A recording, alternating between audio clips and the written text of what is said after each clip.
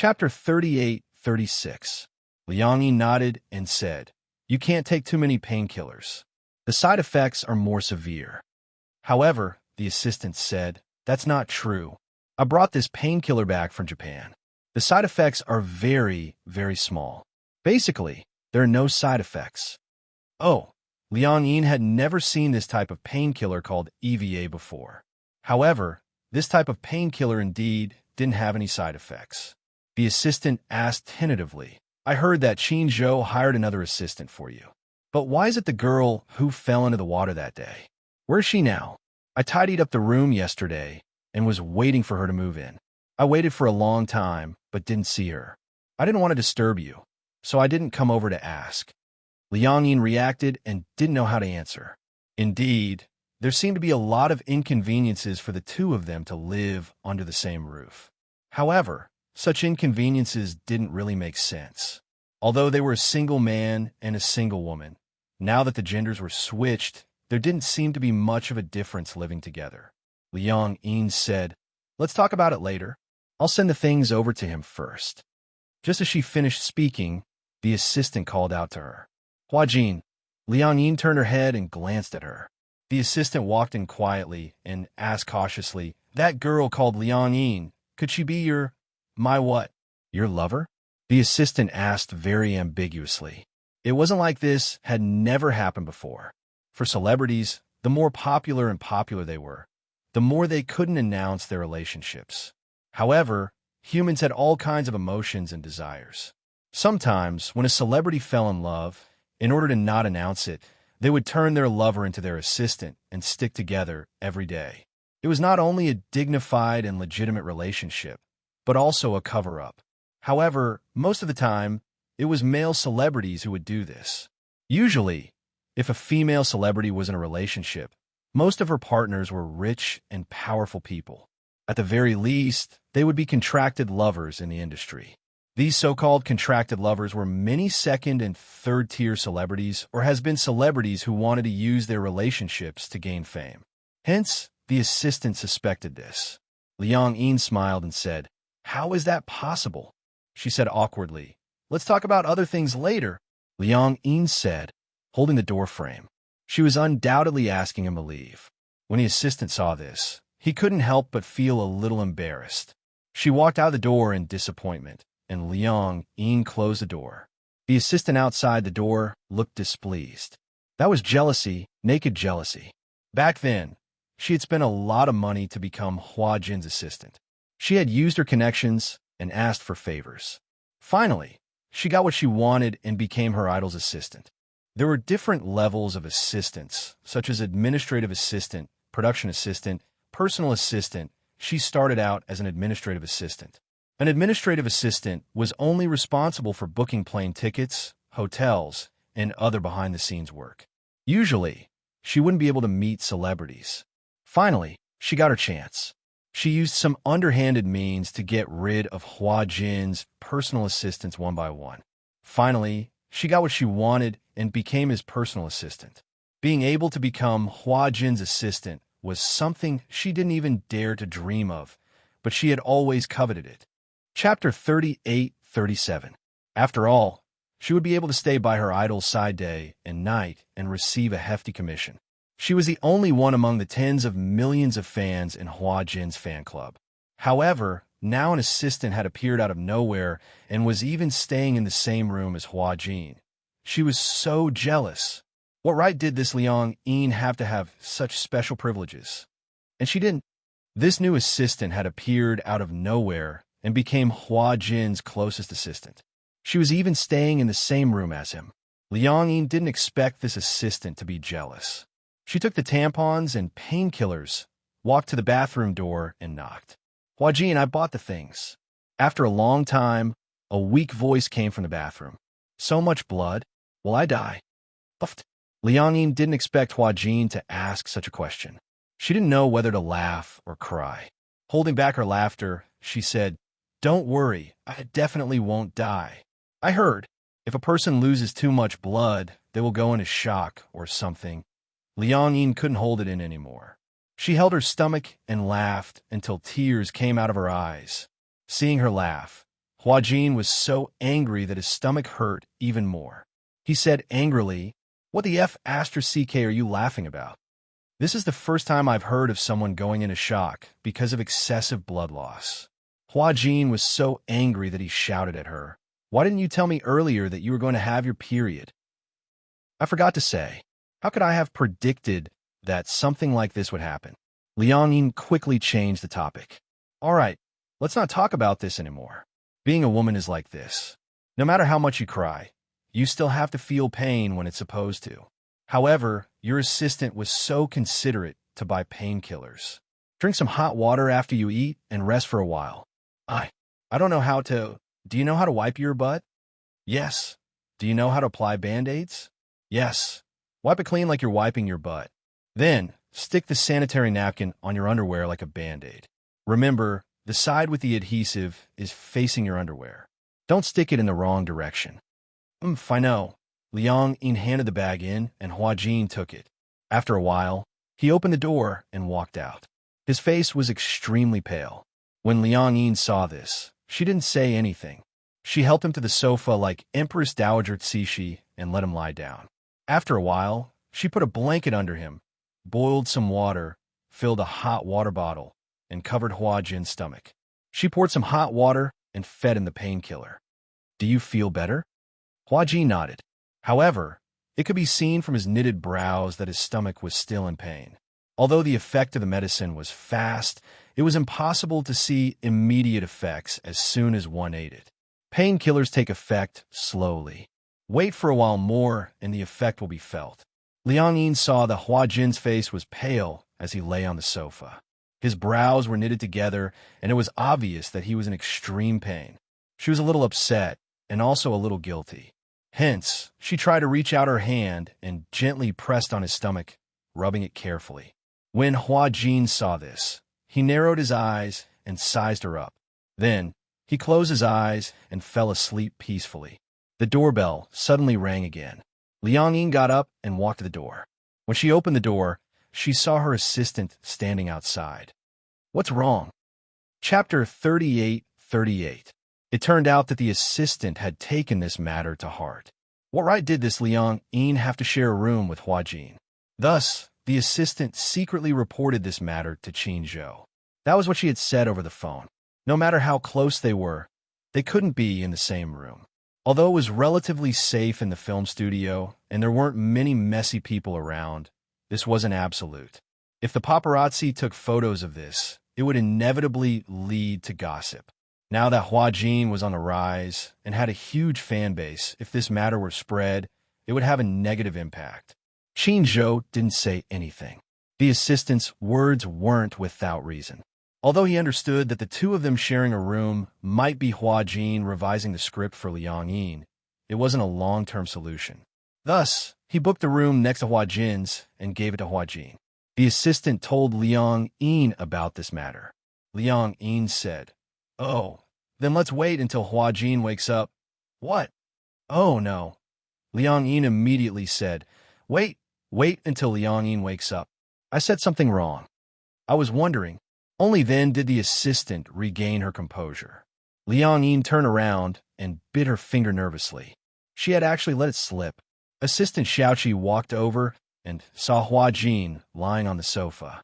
She muttered, "Why is she lying there? She's on her period. She's not feeling well. Even if she's not feeling well, she can't just lie there and do nothing. There's so much to do, and I'm the only one doing it." Liang Yin frowned and walked to Hua Jin's side. She squatted down and said helplessly, "Her stomach hurts. Let's take a break." Seeing Hua Jin rubbing the new assistant's stomach so gently, she felt even more jealous. You can't spoil her too much. She's your assistant after all. If you spoil her like this, how can she act like an assistant? Liang Yin didn't say anything. "Oh, by the way, the room has already been booked.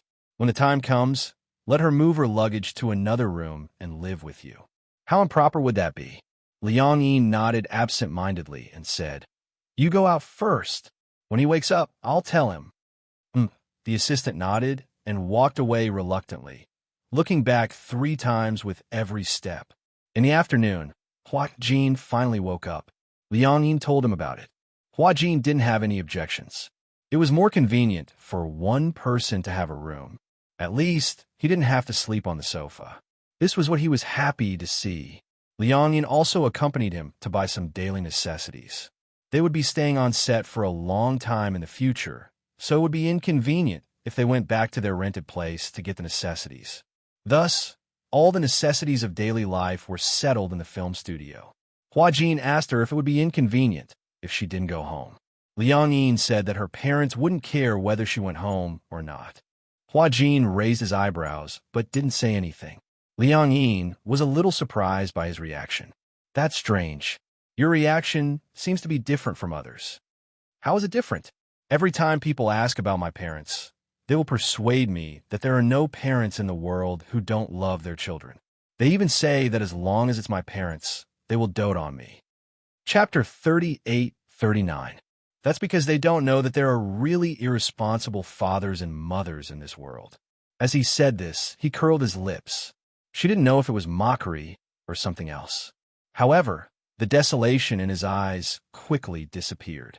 When Liang Yin heard this, she couldn't help but feel a little strange.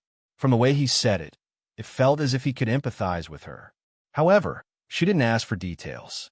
Since it was just next door, Hua Jin moved into the room after he returned from shopping for the items. Xiaoqi entered the room right after Liang Yin left.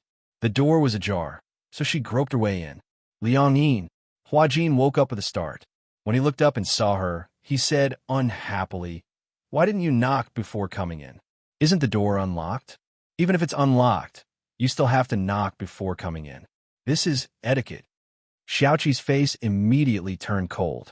She said disapprovingly, "You're a newbie, but you're quite arrogant." Huh. When Hua Jin heard this, he curled his lips and asked in return, "This has nothing to do with arrogance. This has to do with quality."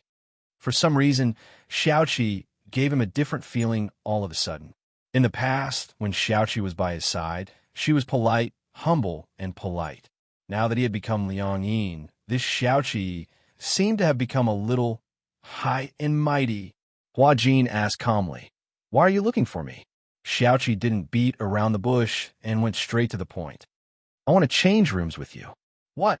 When Hua Jin heard this, he was a little surprised. "Why do you want to change rooms with me?" "I'll change rooms if I want to." "Why are you asking so many questions?" Hua Jin was increasingly unhappy with her attitude. "This is my room. Don't I even have the right to ask questions?" "Okay, then I'll ask you." Xiaoqi asked, "What's your relationship with Hua Jin?" When Hua Jin heard this, he said expressionlessly, "He's my employer and I'm his assistant. That's our relationship." "Humph. I think your relationship with him isn't as simple as it seems. I don't know how Master Qin Zhou allocated your room. He actually allocated your room right beside his. I don't know how you did it." "Oh, don't tell me you're thinking that you're close to him first." The more Hua Jin heard, the more he was confused. Although he didn't understand what Xiaoqi meant, it was definitely not friendly. "I don't know what you're trying to say." "You do." Xiaoqi suddenly became aggressive. "You like Hua Jin, don't you?" Hua's is Xiaoqi's. This question was too difficult to answer. As Xiaoqi's Xiaoqi. He suddenly came to a realization. This Xiaoqi, could she be What? What did you say? Maybe you're jealous because Hua Jin treats me so well. Is that why you want to ostracize me? It had to be said that Hua Jin was very observant. Xiaoqi snorted coldly. Who am I to be jealous of you? Who do you think you are? I'm Hua Jin's personal assistant. Moreover, I've been taking care of him for 3 years. Who do you think you are? Chapter 38-40. Limited Tolerance?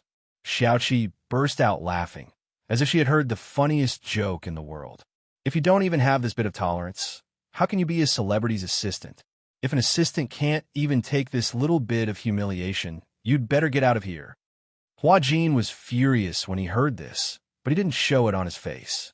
Also, Xiaoqi paused and asked, "You're saying that I'm ostracizing you? Why don't you take a look at your own status? Is there a need for me to ostracize you? Don't tell me you're jealous that I can be with Liang."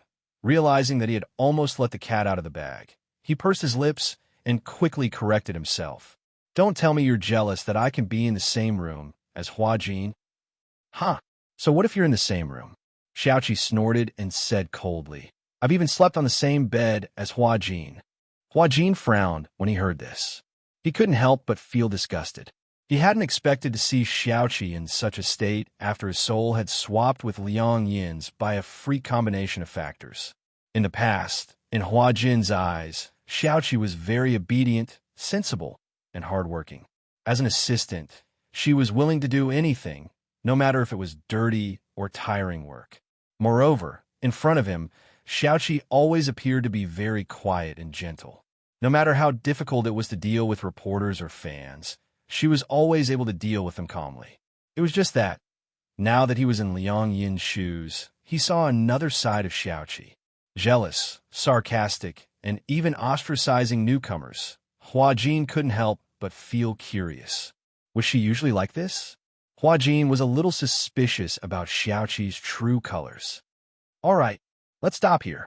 If I go overboard, you won't be able to avoid complaining to Hua Jin that I'm bullying newcomers. Hua Jin cursed silently in his heart. What do you mean by complaining? It's obviously the truth, okay? Hua Jin didn't say anything. Xiaoqi took it as him admitting defeat. She said coldly, if you know what's good for you, quickly change rooms with me. As a new assistant, I'm afraid that you won't be able to take care of many things. After all, I've been by Hua Jin's side for so many years. I'm sure you won't be able to take care of things as well as me. So, hurry up and change rooms with me. Have you asked for Hua Jin's permission? He will definitely agree. Previously, if it weren't for the fact that we didn't have a room next door, I wouldn't have been one floor away from him. Now, since there's a room next door, give it up. To Hua Jin, being an assistant is all the same. It's just taking care of his daily life. What's the difference? Hua Jin smiled and said meaningfully, even if you want to change rooms with me, you have to ask Hua Jin if he agrees. After all, this room is mine now. You can't just change it as you wish. All right, just you wait. Naturally, Xiaoqi didn't believe it. She left the room and went to the room next door. She knocked on the door, and soon, footsteps could be heard from inside. Liang Yin opened the door and saw Xiaoqi standing at the door. She frowned slightly. Although she didn't show it on her face, deep down, she was annoyed. Why was this assistant a little too attentive? She had intended to sleep. Chapter 38:41. When she thought of what Hua Jin had mentioned, she recalled Tang Yu's nonchalant attitude when they talked about it. Her heart felt like it was being stabbed. She couldn't accept that Tang Yu was such an idol. The more she thought about it, the worse she felt. She didn't sleep well either. In a short period of time, she had a lot of nightmares. After that, she was so busy because of Hua Jin's menstrual period. Now she was exhausted. Xiaoqi smiled sweetly and said coquettishly, Master Jin, can I come in? She had always addressed Hua Jin as Master Jin. When Liang Yin heard this, she didn't let her in immediately. Instead, she asked through the door, What's the matter? I'm going to sleep. It's like this, Xiaoqi said bashfully. Isn't the room next to yours empty? I was thinking, why don't I change rooms with a new assistant called Liang Yin? She's a new assistant, so she definitely can't take care of you. I'll stay next to you and take care of everything. What do you think? Xiaoqi was full of anticipation for Hua Jin's approval. However, when Liang Yin heard this, her brows furrowed again. She wasn't willing to accept Xiaoqi's suggestion, because Hua Jin had to stay next to her. If anything happened, she could find him quickly by just one room. It was more convenient. Now that they were in the same boat, it wouldn't be too much to say that they were in the same boat. She immediately said, Forget it. It's better to let Liang Yin stay next to me. Xiaoqi was stunned, so much so that the smile on her face froze. Why? Am I not taking good care of you? No. Liang Yin didn't know how to explain it. She pondered for a moment and asked tentatively, Why do you have to stay next to me? Am I not taking good care of you? Liang Yin exclaimed. She didn't know how to explain it, so she simply said bluntly, I still prefer Liang Yin to live next door. Without waiting for Xiaoqi to reply, she pretended to yawn and said to Xiaoqi, I'm so sleepy. Let's talk tomorrow. After saying that, Liang Yin laughed and closed the door without waiting for Xiaoqi to say anything. With her back against the door, Liang Yin muttered with a dark expression, Why is this assistant even harder to deal with than the fans? Earlier, when she went to the supermarket to buy some daily necessities for Huajin, she was chased by a few fans. However, after signing and taking photos with her, they stopped pestering her. Could it be that Xiaoqi was also a die-hard fan of Huajin, and that was why she lurked beside Huajin as his assistant? Just thinking about it made him shudder. Outside the door, Xiaoqi stared blankly for a long time before she finally reacted.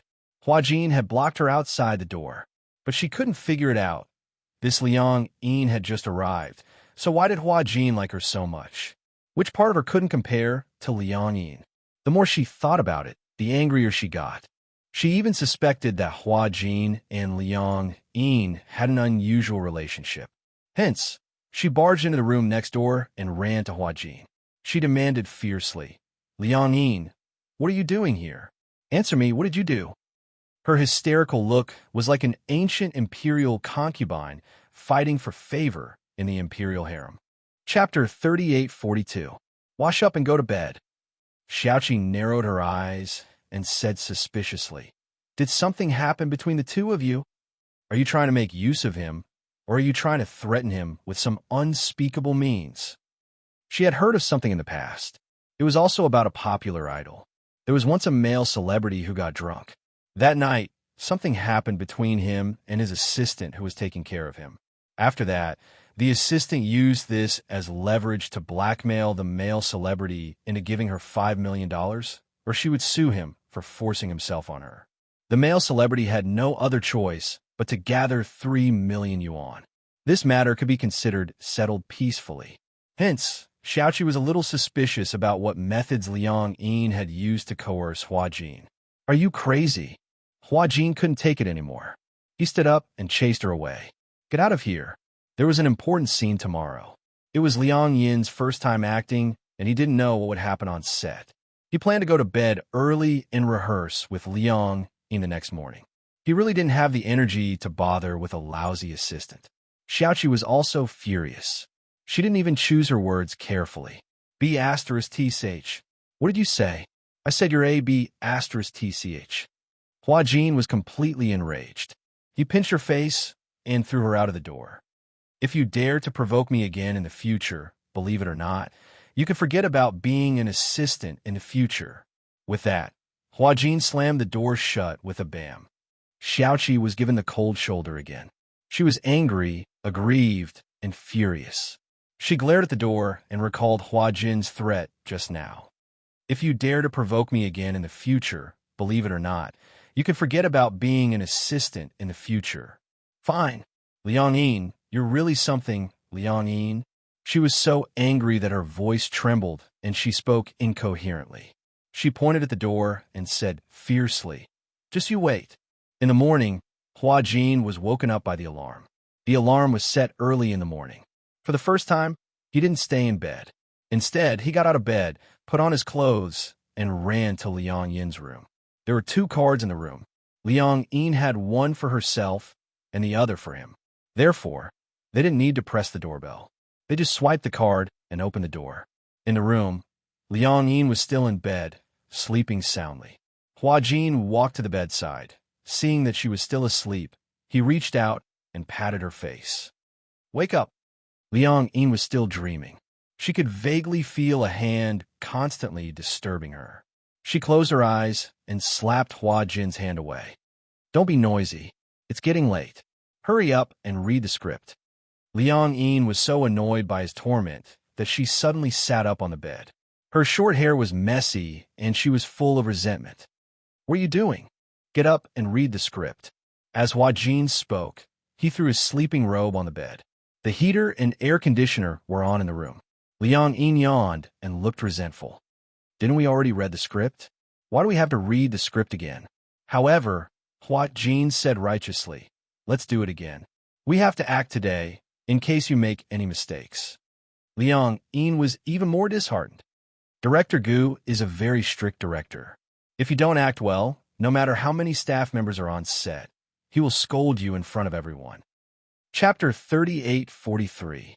When Huajin heard this, he said unhappily, "Do you know how much I get paid per episode for this series?" Liang Yin frowned. Was this guy trying to show off his wealth? How much is it per episode? She played along and asked for an episode. Hua Jin said, 600,000 yuan. 6. Liang Yin choked on her saliva. She spread out her hands and did some mental calculations. 600,000 yuan per episode. With a total of 80 episodes, he would earn a net profit of 48 million yuan. That was a lot. That's a lot of money. Hua Jin snorted coldly. You know that it's a lot of money. Since 600,000 yuan per episode is my job, I have to complete it seriously. Even if something like this happens, I can't be a burden to the production team. When Liang Yin heard this, her impression of him changed. I didn't expect you to be so dedicated. Hua Jin smiled and said proudly, of course. But if it were me, I'd be willing to be so dedicated too if I get 600,000 yuan per episode. But if I act for you, I won't get a single cent of this 600,000 yuan. Hua Jin's lips twitched. Why didn't he think of this? That's right. Liang Yin crossed her arms angrily. Then wouldn't I be working for free for you? I'll give you half.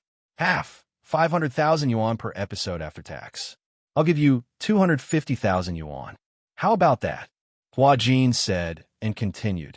As long as you act well, there'll be dividends for this series. We'll split it 50-50. Liang Yin was scared out of her wits. She quickly did some calculations. According to Hua Jin's promise of 250,000 yuan per episode, if she were to film a drama, she would be able to earn at least 20 million yuan. 20 million yuan. Liang Yin sucked in another deep breath of cold air. Suddenly, she seemed to realize that something was wrong. Wait, what's the matter? Let me ask you a question. Do you think we can still get the money back? It would have been better if she hadn't asked. As soon as this question was asked, Hua Jin's expression changed. He said without thinking, you can definitely change back. How? Liang Yin was a little disappointed. Every day when I wake up, I hope that everything is just an absurd dream. But every time I wake up, nothing has changed. As she spoke, she held her face worriedly and looked like she was about to cry. Don't tell me that we can't change it back in this lifetime. You're not allowed to say such depressing words. Even if I can't get it back for the rest of my life, I'll be the one losing out. Hua Jin snorted coldly. You've become me, a superstar with a net worth of tens of millions. As for me, I've become you, a poor dog. That's right. Liang Yin's eyes lit up when she heard that. Why didn't I realize that? That's right. She was now Hua Jin, with a net worth of tens of millions. Then Hua Jin saw that her eyes were shining brightly and asked suspiciously, what are you planning? Ahem. Liang Yin cleared her throat and said, I just thought of it. Now that I'm a superstar and I have money, does that mean that I can eat the high-end Western food that I didn't even dare to dream of in the past? Hua Jin was so angry that he wanted to vomit blood. He leaned against the wall and felt like he was going to vomit blood. To think that he had thought that she was going to give a constructive speech. Now that she was a superstar with a net worth of tens of millions, all she could think about was high-end Western food. Chapter 38:44. Get up. As Hua Jin spoke, he placed his hands under her armpits and tried to drag her off the bed like he was carrying a doll. However, Hua Jin was wrong about one thing. The Liang Yin in front of him had already become a 1.8-meter tall man, while he himself was only about 1.6 meters tall. When he exerted his strength, Liang Yin was much heavier than he expected. So much so that he was caught off guard and fell on top of Liang Yin. Liang Yin had originally wanted to get up, but after being pinned down by Hua Jin, she ended up being pinned down instead. The two of them stared at each other on the bed like a human pyramid. Liang Yin's face turned redder and redder. You. Hua Jin pretended to be calm. What about me? Are you taking advantage of me on purpose? Take advantage of you. Have you ever seen someone take advantage of themselves? Although this is your body, it belongs to me now. Please don't touch it carelessly. When did I touch it carelessly? Also, how did this body become yours? How is it not mine? Then does that mean this body of mine is also mine? Do I have the right to touch it as I wish? You. No way. Don't you dare. Let's see if I dare. After the two of them fooled around for about half an hour, Liang Yin finally finished washing her face and brushing her teeth. She then sat on the edge of the bed. Hua Jin and Liang Yin began to go through the script. It had to be said that although Liang Yin's script skills were not very professional or deep, she was much better than the average new actor who had not received any professional training. This was probably the legendary talent, right? Hua Jin was sure. If she had a noble person to guide her properly, she would definitely be quite accomplished in acting. Hua Jin, it's your turn to say your lines. Hua Jin was clearly distracted. When he came back to his senses, he forgot what to say and hurriedly looked at the script in his hand. When Liang Yin saw this, she couldn't help but laugh. No way, right? Don't you remember your lines? Hua Jin naturally wouldn't admit that he had been distracted. He cleared his throat and said, I just glanced at it. Oh. While Hua Jin was sneaking glances at the lines, Liang Yin was sizing him up from time to time. When he was serious, it gave people a good feeling. Liang Yin suddenly felt that her previous impression of Hua Jin was too biased. Actually, this guy wasn't bad at all, other than the fact that he was sometimes a little arrogant, a little sharp-tongued, and always teasing people. He was actually a pretty good man. Liang Yin suddenly reacted and realized what she was thinking. This time, it was her turn to be in a daze. Hua Jin glanced at her and asked, Are you in a daze? Liang Yin immediately lowered her head guiltily and stole a glance at the lines. The two of them went through their lines seriously twice. Unknowingly, the sky was already bright. Seeing that it was getting late, Hua Jin said, Let's go. Where are we going? To the set. So early? Liang Yin glanced at the time and saw that it was only 7 in the morning. She was a little surprised. It's still so early. Makeup takes 2 hours. What do you think? Hua Jin didn't allow her to explain. He grabbed her collar and walked to the cloakroom. Hurry up and change. Just change into something else. Liang Yin sighed. Is it so hard to be an actress? Do you have to wake up so early every day? Chapter 38:45. After Liang Yin changed her clothes, Hua Jin led her to the set. Just as she walked out of the room, she bumped into Xiaoqi. Xiaoqi had originally planned to wake Hua Jin up, but she didn't expect that he had already changed his clothes. What she didn't know was that Hua Jin, who usually couldn't be woken up and liked to laze in bed, had actually woken up early for the first time and urged Liang Yin to finish memorizing her lines. Master Jin, you're not lazing in bed today? As she said this, Xiaoqi even secretly rolled her eyes at Hua Jin. She obviously didn't know that the Liang Yin now was Hua Jin.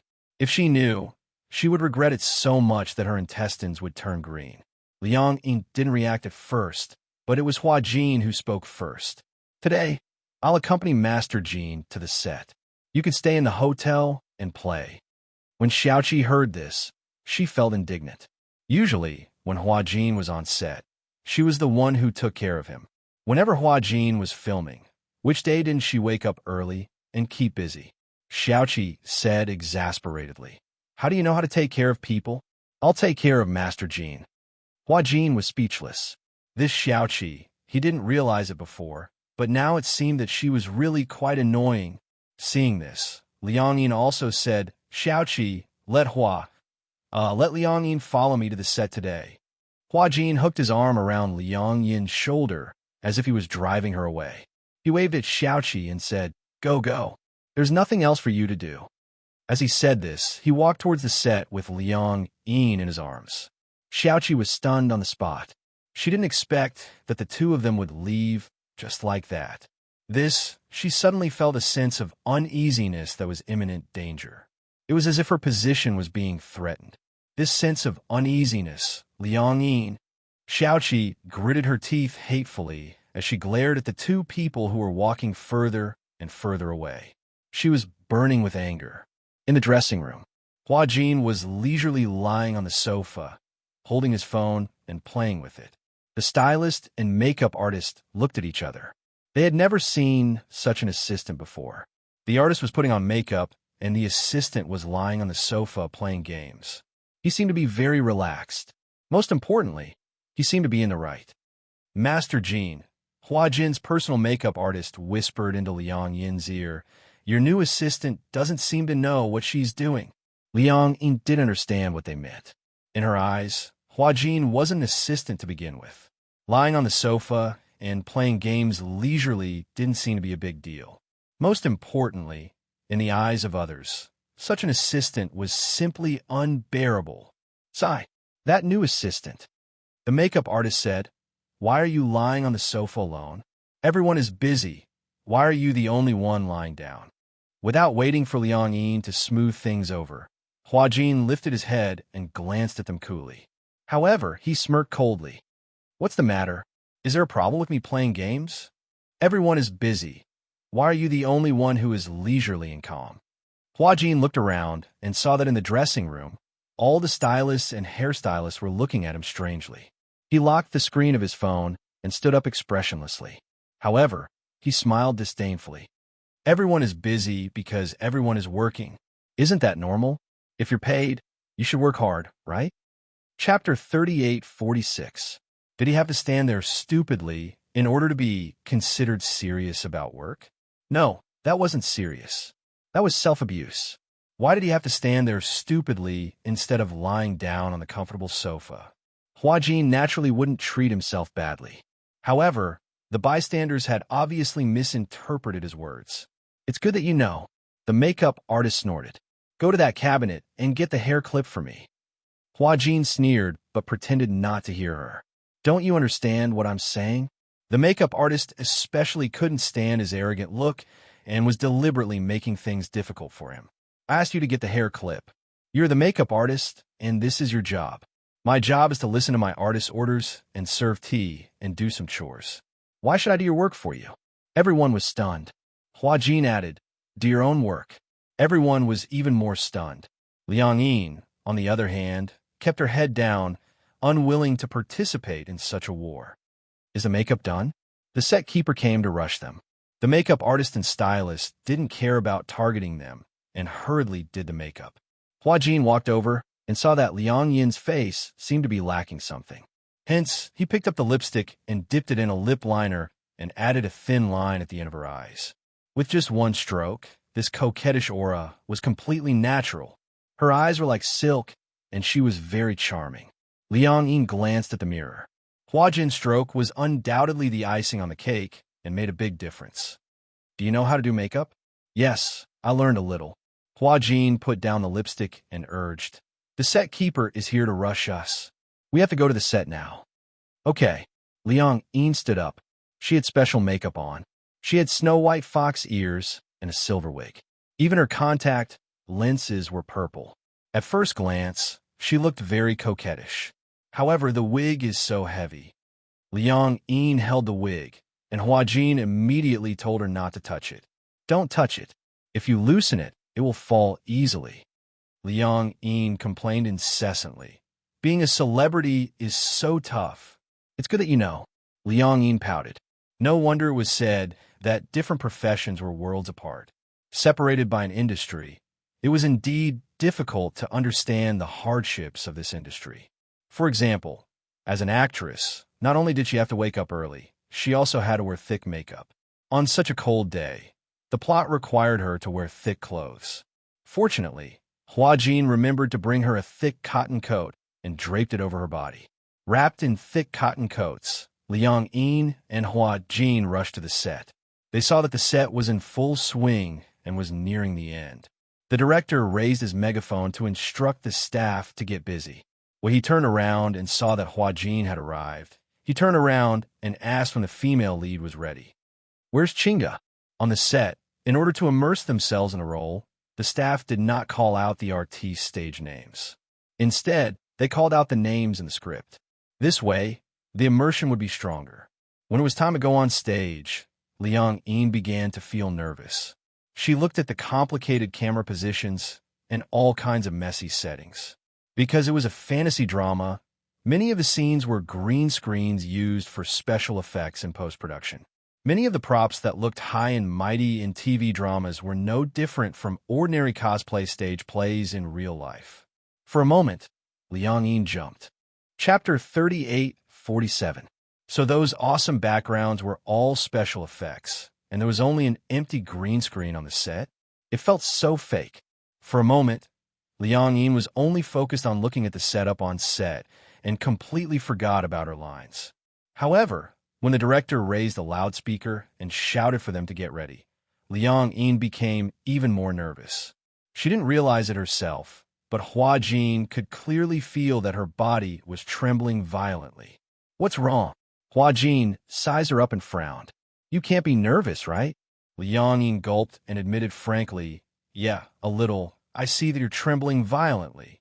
Hua Jin patted her shoulder and rubbed her stiff arms. "When you go on stage, stand according to the positions I told you. Do you see the two cameras over there?" "Yeah, I see them. That's camera A and that's camera B." "Oh, I understand." Liang Yin's voice was still trembling violently. Hua Jin had already expected her to be so nervous, so he guided her and said, "Let me teach you a way." "What way?" "Whether it's the director, the crew, the cameraman, or the waiting actors below the stage, you could just treat them as short winter melons. It's hard to imagine. Actually, there's no difference between going through the script with you on set and in the room. You just have to immerse yourself in it." Hua Jin gave her a rare compliment. "Actually, your acting is very good. As long as you immerse yourself in it, there won't be any problems. It's different." "What's different?" "Hey, when we were in the hotel, there were only the two of us in the room, right?" Hua Jin nodded. "But there are so many people here. At a glance, the director, staff, as well as the various actors and actresses, totaled up to a few dozen people. There were so many people watching her act. How could she not be nervous?" Hua Jin broke out in cold sweat. "That's why I asked you to imagine them as short winter melons. I really can't imagine it." "It's over. It's over." Liang Yin was a little restless. "We're about to go on stage. What if I mess up? I think that director is really fierce. He doesn't even smile. It's like he's going to eat someone up. Don't be nervous. The more you think about it, the more you can't get into the zone. Now, follow my thoughts." Hua Jin coaxed her gently. "Relax, take a deep breath." Taking a breath of cold air. "Haha, again. Phew. All right. Relax slowly and expel all the air in your abdomen." "Phew, vomit slowly," Hua Jin asked expectantly. "Did you relax a little?" Liang Yin looked like she was about to cry. "What should I do? I'm even more nervous now." Before Hua Jin could enlighten her further, the field clerk rushed over. "Master Jin, the director is urging you." Liang Yin looked to Hua Jin for help. "What should we do? What should we do?" Chapter 3848. Liang Yin still looked a little hesitant. Seeing this, Hua Jin couldn't stand it any longer. Thus, he gave her a strong dose of alcohol. "If you perform well, I'll treat you to the most expensive Western food." In an instant, Liang Yin's expression changed. Really?" She instantly looked at Hua Jin as if she was worshipping a great hero. She was moved to tears. "Can I really eat the most luxurious Western food?" Hua Jin nodded seriously. "I'm a man of my word. You don't have to doubt me." Liang Yin was greatly inspired. She stood up emotionally and walked in front of the green screen.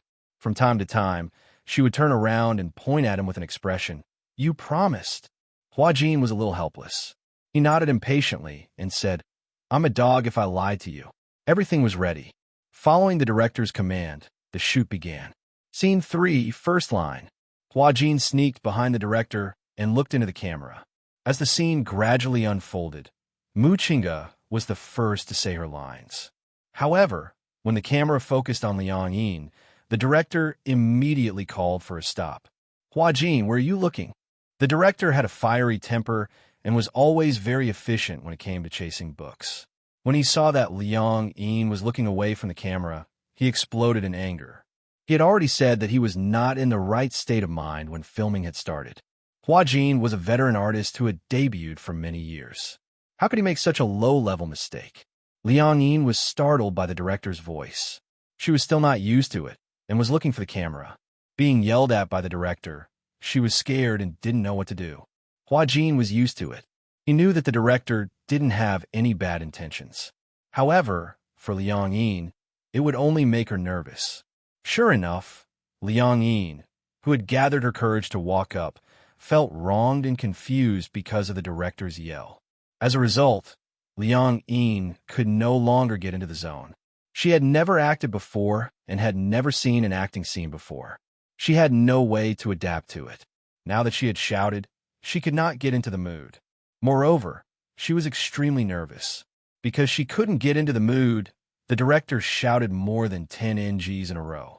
He flew into a rage and scolded Liang Yin badly. After all, she was a girl and was thin-skinned. Being scolded so harshly in front of so many people, Liang Yin's expression became more and more unbearable. The more nervous he was, the harder it was for him to get into the zone. As time went on, the situation became worse. Once or twice would have been fine, but after repeated occurrences, the director finally exploded. Hua Jin, do you still want to act? Why are you looking around? What are you looking for? What are you looking at? Are you trying to ruin my show? Huh? Liang Yin jumped in fright. Her eyes immediately turned red, and tears quickly fell. She covered her mouth as tears streamed down her face. Woo woo woo. Hua Jin was dumbfounded. Everyone was dumbfounded. They had never seen Hua Jin cry like that. No man had ever cried like that. He cried like a weak and boneless little girl. God, what was wrong with Hua Jin? Why was he crying like that? The director was dumbfounded and yelled at her. Why are you crying? You look like a woman. So why are you crying like a woman? Everyone looked embarrassed and looked at each other. The main character behind them heard this and was furious. Chapter 38:49. Bear with it. He had to bear with it. Although he didn't want to admit it, Liang Yin was crying very delicately. Hua Jin felt aggrieved. His image, his burden as an idol, all of it had been ruined by Liang Yin. On the other side, Liang Yin was still sobbing. She pouted sadly as she wiped her tears. Her tears were like pearls falling nonstop. Hua Jin couldn't stand it anymore and rushed over.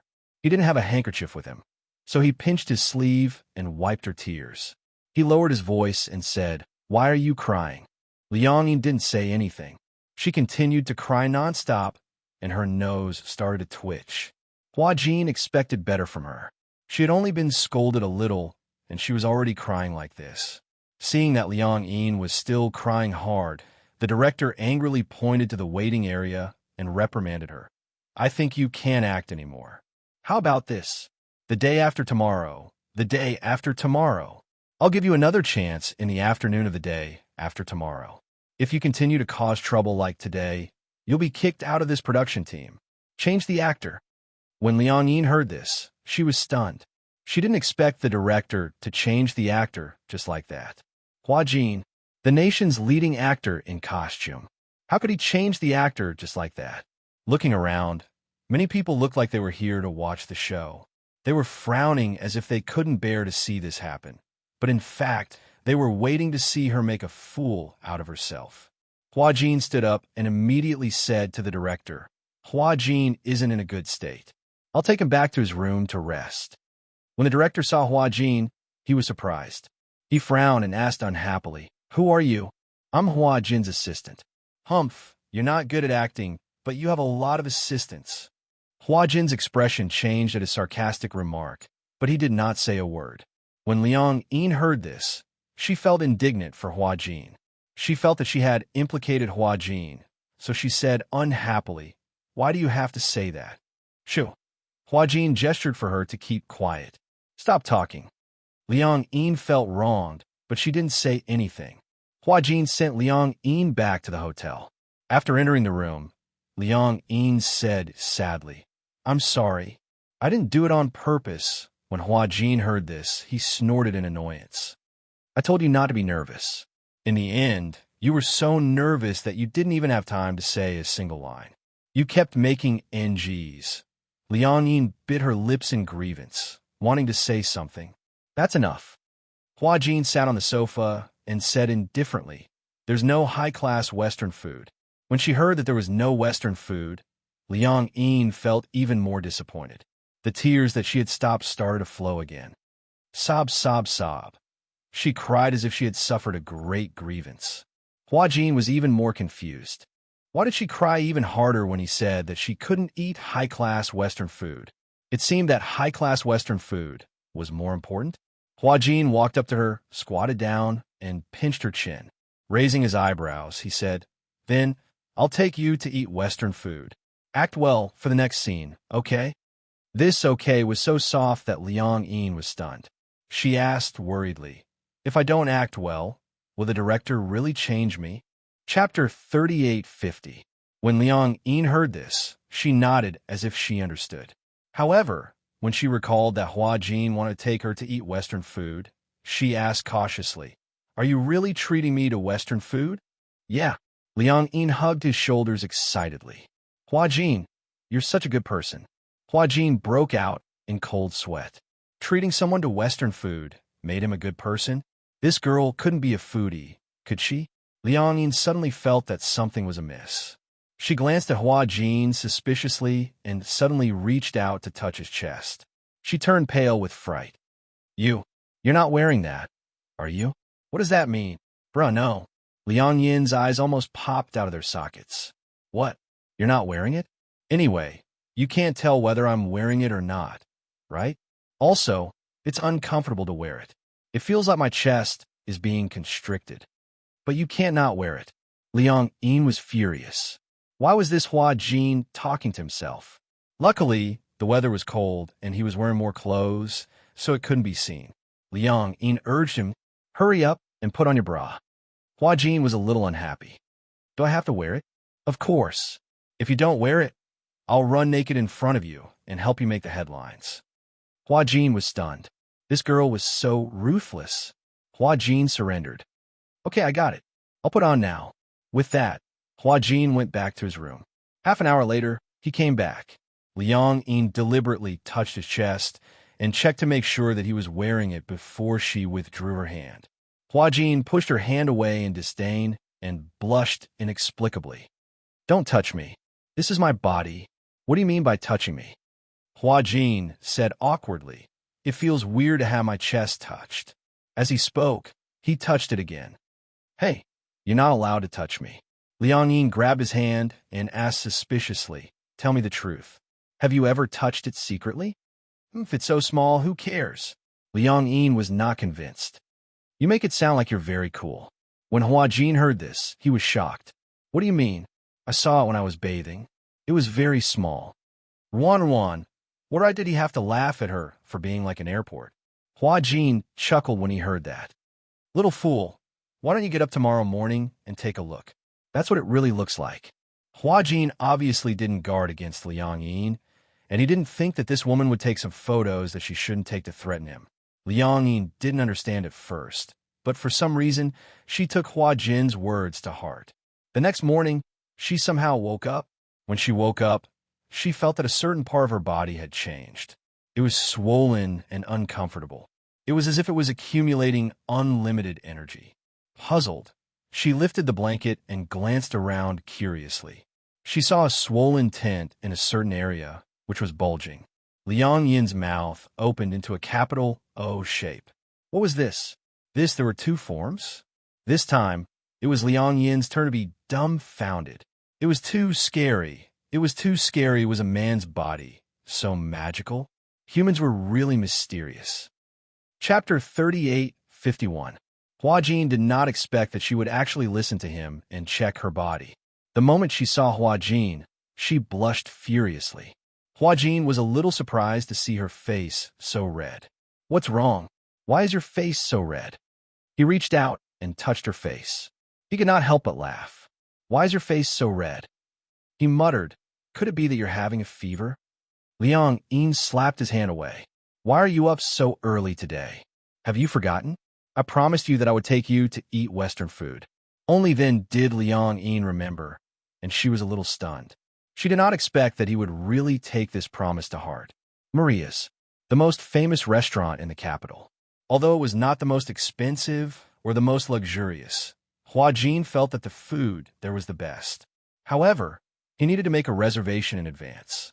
Fortunately, Hua Jin had asked Qin Zhou to make a reservation. It was a private room for 2 people. Before they left, Hua Jin was still fully armed. He wore sunglasses and a big jacket. In the end, after he took them out, he realized that he had gotten the wrong person. After he urged Liang Yin to fully arm herself, the 2 of them went to the restaurant. However, even after fully armed, Hua Jin was still very careful, as if he was afraid of being discovered by the paparazzi. You're already wrapped up like this. What are you still afraid of? You don't understand. Those paparazzi are everywhere. He remembered once when he was taking a taxi after an event. On the way back, he hailed a taxi. In the end, when he was about to get out of the car, he noticed something strange on the door frame. There was actually a pinhole detector installed on the armrest. He then realized that the driver was a paparazzi in disguise. Many celebrities in the film studio had fallen for it. When some celebrities went to nightclubs or private clubs, the paparazzi disguised as taxi drivers and wrote articles out of context. Perhaps there was nothing wrong with the words themselves. However, in the industry, the paparazzi were the scariest. They were the demons of the underworld, who knew what they could do with words taken out of context and twist the truth. Reality proved that the trust of fans was very fragile. Water can carry a boat, but can also capsize it. Therefore, Hua Jin had been very careful. After arriving at the Western restaurant and entering the private room, Hua Jin gave Liang Yin a thorough check. After making sure there were no problems, he allowed Liang Yin to take off her heavy coat. In the private room, the table and chairs faced the window. The windows were privacy glass. The people sitting inside could see outside, but the people outside could not see inside. The plates and cutlery had been set up in advance, and the adaptation student in charge of service entered the private room. In a high-class restaurant, even the newcomers were elegant and handsome. In front of the waiter, Liang Yin was a little embarrassed. It was her first time eating Western food, and she didn't even know which hand to use the knife and fork. It was inevitable that she was worried about embarrassing herself. Hua Jin could tell at a glance, so he took out his wallet and gave the waiter $100, saying, "We don't need your service here, thank you." The waiter took it with a smile and slowly retreated. Liang Yin was touched by his thoughtfulness. She smiled. This smile was incomparably warm. "Do you know, this is my first time eating Western food with a guy?" It was just like a date. However, she didn't say the second half of her sentence. When Hua Jin heard it, he was inexplicably surprised. He noticed Liang Yin's choice of words. Chapter 38:52. She said that it was her first time eating Western food with a guy and not a celebrity. She actually treated him as an ordinary guy. When Hua Jin heard this, he couldn't help but feel relieved. It had been a long time since he felt so relaxed. After debuting for so long, it seemed that very few people looked at him as an ordinary guy. He didn't have to act like an idol anymore. Hua Jin leaned lazily against the back of the chair and crossed his arms. He was a little puzzled. "Have you dated before?" "What? Have you dated a guy before?" When Liang Yin heard this, she said, "No, I've never had a boyfriend before." "Then, just treat this as your first date." Liang Yin teased, "You're not my boyfriend. Besides, eating with a girl doesn't count as a date, right?" Hua Jin snorted haughtily and pressed the dinner bell. Ding! Ding! The desserts were served one after another. 2 corn stews, coupled with crispy bread and toast, were rich and delicious. Liang Yin had been observing Hua Jin. She had never eaten high-class Western food before, so she was at a loss for what to do with the dessert. Hua Jin understood her predicament. Hence, he took a piece of toast with his bare hands and dipped it in the corn stew. When Liang Yin saw this, she immediately followed suit and dipped the toast in the corn stew. The originally crispy toast was immediately softened by the stew, and the rich fragrance filled her mouth. Wow! Liang Yin's face was full of satisfaction. Delicious. Delicious food could really bring happiness. Just a piece of French toast was enough to sweep away all of Liang Yin's gloominess on the set. All of her disappointment and sadness were swept away. Hua Jin was a little dumbfounded. It was just a piece of toast. Was there a need to be so exaggerated?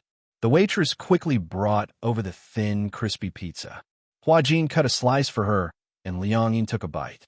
Seeing that expression of enjoyment, Hua Jin didn't know whether to laugh or cry. It turned out that sometimes happiness was such a simple thing. Even if it was just a bowl of corn soup, Liang Yin said enviously, "You can eat such delicious food every day. I'm jealous." Hua Jin looked at her and said meaningfully, "I envy you. You can be so happy because of a bowl of corn soup." Liang Yin froze for a moment. She understood the hidden meaning in Hua Jin's words. She lowered her head and looked at the corn soup beside her.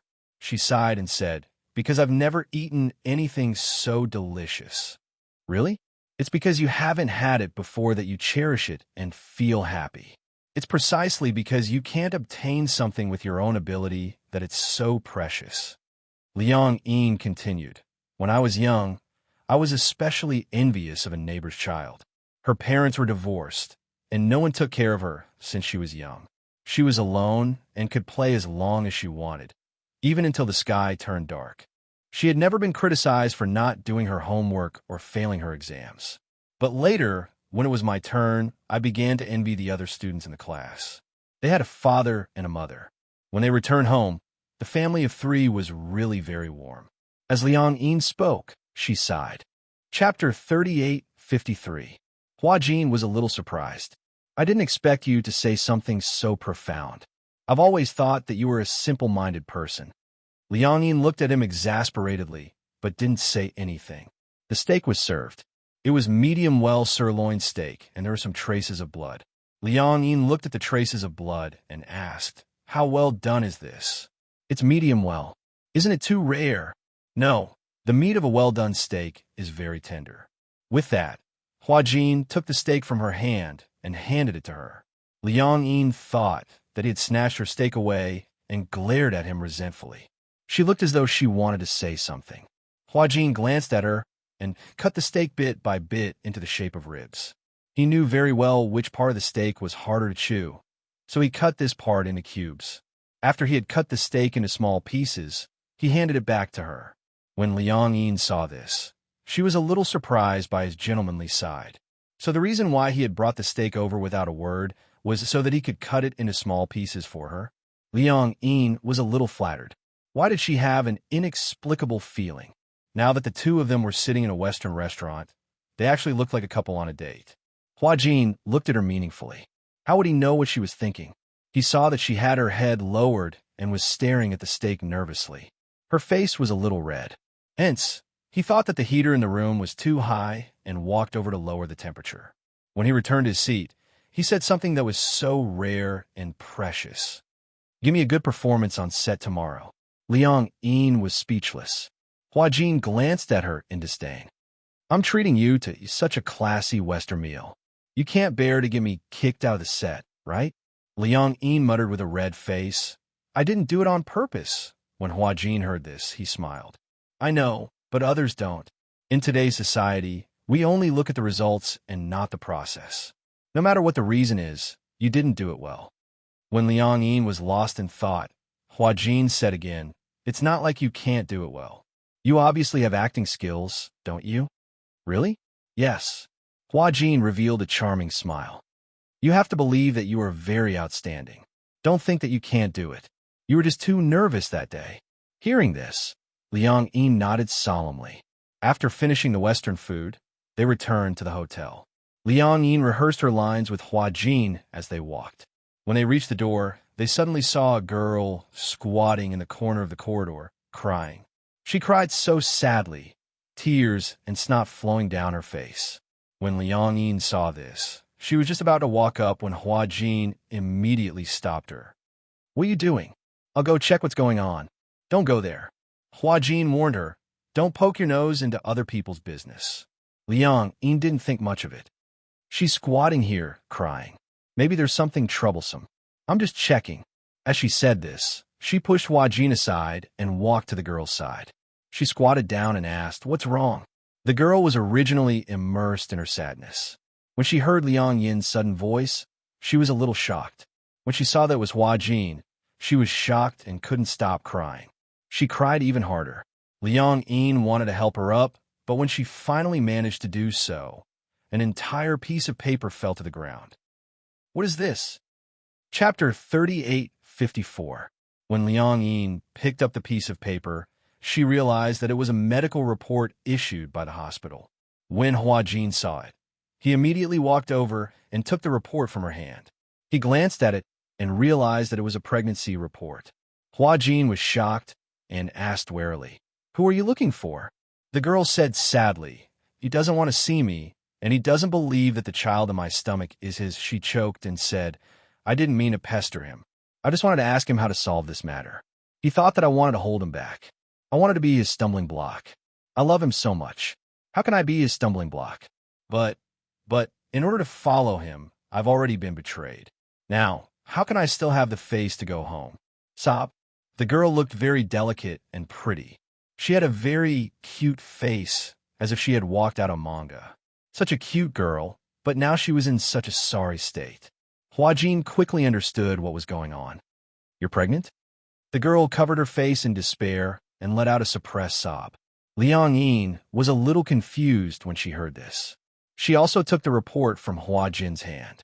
She glanced at it and was shocked. He asked suspiciously, "Who is your child's?" I can't say, the girl cried. I can't hurt him, she cried incoherently, and no one knew what she was saying. Liang Yin was baffled by what she heard. Huajin understood.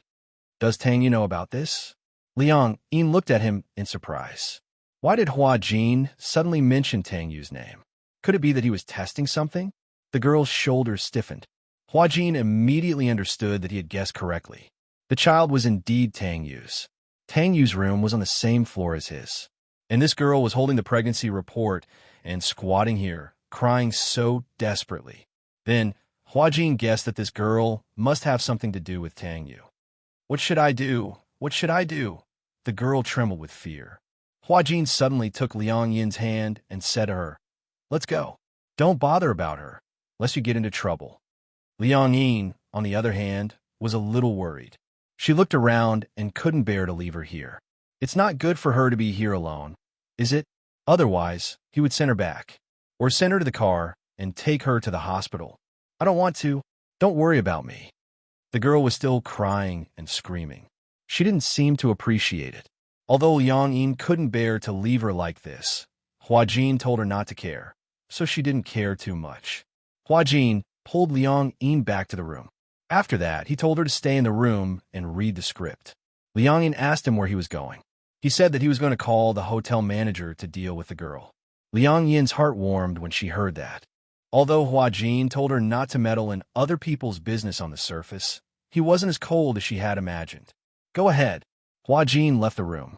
Liang Yin recalled the scene of the girl squatting in the corner, crying, and felt a little sad. Was that girl really pregnant with Tang Yu's child? It sounded like Tang Yu didn't admit it and refused to let her in. How could Tang Yu be so cruel? Chapter 38:55. Liang Yin never thought that Tang Yu was such a cold man. Just when Liang Yin was lost in her thoughts, Huajin came back. She stood up nervously. Where's the girl? Did she go back? Huajin shook his head. When I walked to the elevator, I didn't see her. I went to the front desk, and the manager didn't say he saw her. Did she leave? How is that possible? Huajin said. The manager stood at the hotel entrance and said he didn't see the girl. I went to the back door, and the security guard there also said he didn't see her. That's strange. Liang Yin doubted. She couldn't have gone into Tang Yu's room, right? Huajin nodded. It's possible. Tang Yu isn't stupid. He knows that if this matter gets out of hand, it'll be bad for him. He can't just let it go. If it gets out of hand, he's now on the rise. It wasn't easy to get this opportunity. He definitely won't make any negative comments at this juncture. If something goes wrong, the investors behind him will want to kill him. Investors? Don't you know? Nowadays, all the popular artists have investors behind them. Liang Yin shook her head blankly. This is not something you should care about. Memorize your lines and try to pass it in one take tomorrow. Liang Yin muttered, I already know my lines. I don't think you're proficient enough. Liang Yin didn't say much, so she obediently picked up the script and memorized it seriously. She tried her best to forget what had just happened and immersed herself into the script. It wasn't until very late that Liang Yin closed the script and went to bed. She had promised Huajin that no matter what, she must pass this scene smoothly. She was already familiar with the lines. She couldn't recite them backwards, but she could memorize them thoroughly. As long as she could overcome her nervousness and cross this hurdle, everything else would be nothing.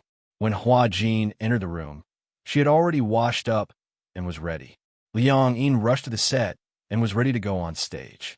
Just as she was preparing herself, she vaguely heard people talking about it. Have you heard? Last night, Someone committed suicide by jumping off the rooftop of the hotel. Really? It's true. I heard that she jumped from the rooftop and landed on it. I heard that she didn't die on the spot. She crawled from a place where she fell to the door, but the door was locked from the inside. The girl was sitting there with her blood flowing like a river. She was only discovered in the early morning. Isn't it too tragic? Why do you have to take it so hard? That's just hearsay. Early in the morning, when I was about to come to the set, I saw the ambulance arrive. It carried the body away from the side door. I heard that the hotel doesn't allow people to go through the main entrance. It's too unlucky. They were still muttering behind his back. Liang Yin turned around and glanced at them, only to see that they immediately shut up and lowered their heads. They didn't dare to talk anymore and were busy with their own things. As soon as Hua Jin returned to the resting area, Liang Yin anxiously pulled him back. Did you hear about what happened this morning? What happened? A girl committed suicide by jumping off a building. Liang Yin was a little worried and doubtful. Could it be the girl from yesterday? Hua Jin didn't know whether to laugh or cry. Why are you so concerned about her? After all, she was fine when I saw her yesterday. Now that I hear about it, I can't help but sigh. Chapter 38:56. Hearing this, Liang Yin nodded. Hua Jin walked to the side and made a phone call. He looked around and realized that Tang Yu wasn't there. He immediately sensed something fishy. Tang Yu wasn't on set? Didn't he have a scene today? Why wasn't he here? Hua Jin asked around. One of the crew members said that Tang Yu's agent had called to say that Tang Yu had caught a cold yesterday and had a high fever. He had already gone to the hospital for a drip. Hospital? What coincidence. Not long after, Liang Yin was ready to go on set. While waiting, she kept brewing and trying to get rid of all distracting thoughts. She slowly guided herself into the right state. She immersed herself in the role. When she went on set, her state was obviously different. At this time, no one felt that she was Hua Jin, but a living phoenix. Director Gu saw that. Even though Liang Yin's position was a little too far away from the camera, he couldn't bear to interrupt her. So, he instructed the cameraman to quickly adjust the position of the camera to capture the shot. Liang Yin was in great condition. If it was in the past, no matter what the reason was, if she even stood in the wrong position, she would definitely be scolded. However, Liang Yin was in great condition. She was even better than when Hua Jin was on set. Hua Jin was stunned by Liang Yin's performance. However, he was still a little nervous. He was worried that Liang Yin would break in the next second and not be in such a good state. Hua Jin watched on tenterhooks, but Liang Yin was on top of her game the entire time, especially when she turned around. Her eyes were filled with helplessness and heartache. Tears were welling up in her eyes, but they refused to fall. I'm a human, you're a demon. Humans and demons have different paths. You're the future king of demons, and I'm on my OG. We're destined to be enemies. When she heard the words enemies, Phoenix turned her back even more. Tears streamed down her cheeks. Director Gu couldn't help but feel suffocated by this scene. This scene was too beautiful. He pushed the end further and captured the Phoenix's disappointed and sad expression that clearly wanted to maintain its pride. The female lead, Mu Qingge, was originally in a bad mood, but Feng Zhi's mood was so good that she was also brought in. A scene that Hua Jin hadn't done before. Liang Yin had actually done it in one take. Great. Feng Zhi, you're in the right state today. However, Qingge, you weren't in the right state at the start.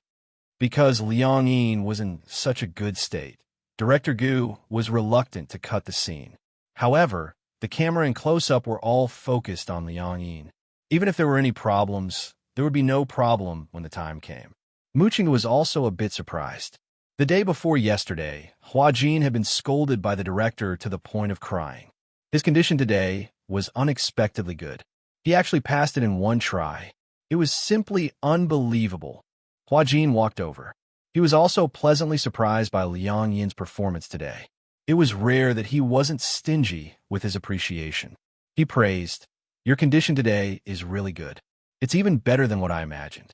Liang Yin still hadn't come out of the right state. She clutched her clothes tightly and felt that her chest was suffocating. She said sadly, "I feel so suffocated. It's so uncomfortable. It's like a ball of cotton is stuffed in my chest." She was too immersed in the role, because after completely immersing herself in the role, she couldn't get out of it for a long time. Hua Jin hugged her shoulder in heartache. "If you're sad, cry it out to vent." Chapter 38:57. Hua Jin didn't expect Liang Yin to be so deeply immersed in her role. After crying for a long time, she finally vented all the emotions that had accumulated in her heart. Muchinga also walked over with red eyes and gently patted her shoulder. "Hua Jin, you did a great job today." Director Gu walked over and said, "For the next 2 days, you should rest well and adjust your emotions. Your scene has already come to an end." Liang Yi nodded. When Hua Jin pulled her out of the set, Hua Jin still couldn't hide his astonishment. "Liang Yin, your performance today was beyond my expectations. It was even better than I imagined." Liang Yin said in a serious tone, "I've already eaten your high-class Western food. I can't drag you down." "Huh?" Hua Jin smiled. "A Western food can buy you over? That's right. This is the best meal I've ever eaten. I can't accept a reward for nothing. I can't accept your kindness for nothing." Liang Yin paused and suddenly remembered something. Her expression became dignified. "Did you hear? There was a rumor today that a girl committed suicide by jumping off a building from a hotel. Could it be the same girl from yesterday?" Hua Jin furrowed his brows and shook his head. I'm not sure. First, I haven't seen the picture of the victim. Second, I haven't seen the case report. I really don't know about this." "Then can you ask around?" "Don't ask around in troubled times. You don't want to get into trouble." "Okay, I got it." Liang Yin didn't say anything else. When they returned to the hotel, Hua Jin ordered takeout for Liang Yin and immediately returned to his room. When he returned to his room, he saw Tang Yu and his agent had returned. Hua Jin stopped and silently glanced at him. The latter also glanced at him, but for some reason, Tang Yu's eyes were inexplicably vigilant. He was originally discussing something with his agent, but when he saw Hua Jin's gaze, he suddenly closed his mouth and didn't say anything. Hua Jin narrowed his eyes and quickly smiled. He turned around and smiled at Tang Yu. "I didn't see you on set today. Where did you go?" Tang Yu became even more vigilant towards Hua Jin's sudden concern. He didn't directly answer his question. Instead, he avoided the question and half-jokingly said, "Why are you suddenly so concerned about me? You didn't treat me like this before. You're always so aggressive, as if you have a grudge against me." Hua Jin smiled. "How can I praise another artist in front of my artist? I didn't see you on set today. I heard you were feeling unwell. You had a fever?" "A little. I went to the hospital and got some fluids. I feel much better now." Tang Yu's agent was a little dissatisfied when she saw Tang Yu talking nonsense with the little assistant. "Okay, don't talk nonsense with her. Go back to your room and lie down." Tang Yu and his agent returned. His eyelids suddenly twitched violently. He had a feeling that something was about to happen. "Brother Ting, are we really going to do this?" In the room, Tang Yu was inexplicably restless. His agent, Brother Ting, who was standing in front of him, glared at him disapprovingly. "What else can we do? It's already happened. Don't you want to clear your name? Do you want to invite trouble to yourself?" But offending Hua Jin isn't good. Chapter 38:58. Tang Yu listened and did not say anything else. He knew that this time, he would definitely offend Hua Jin. However, there was no other way. Hua Jin was a busybody. The entertainment industry was like this. In order to protect oneself, one had to do this. It's not like I didn't remind you before. You must be clear about the relationship between a man and a woman. Moreover, you were almost caught by the paparazzi many times. Remember, you are no longer who you used to be. Now you are a commodity that is being promoted. If your reputation is ruined because of these things, can you afford to pay the penalty? If something like this happens again in the future, I will definitely not care about you anymore. I will let you fend for yourself." Tang Yu froze when he heard this. He braced himself and said, "Understood, Brother Ting. All right, rest early." Tang Yu suddenly stood up nervously. "Brother Ting, are you sure it's okay? Hua Jin is Qin Zhou's man.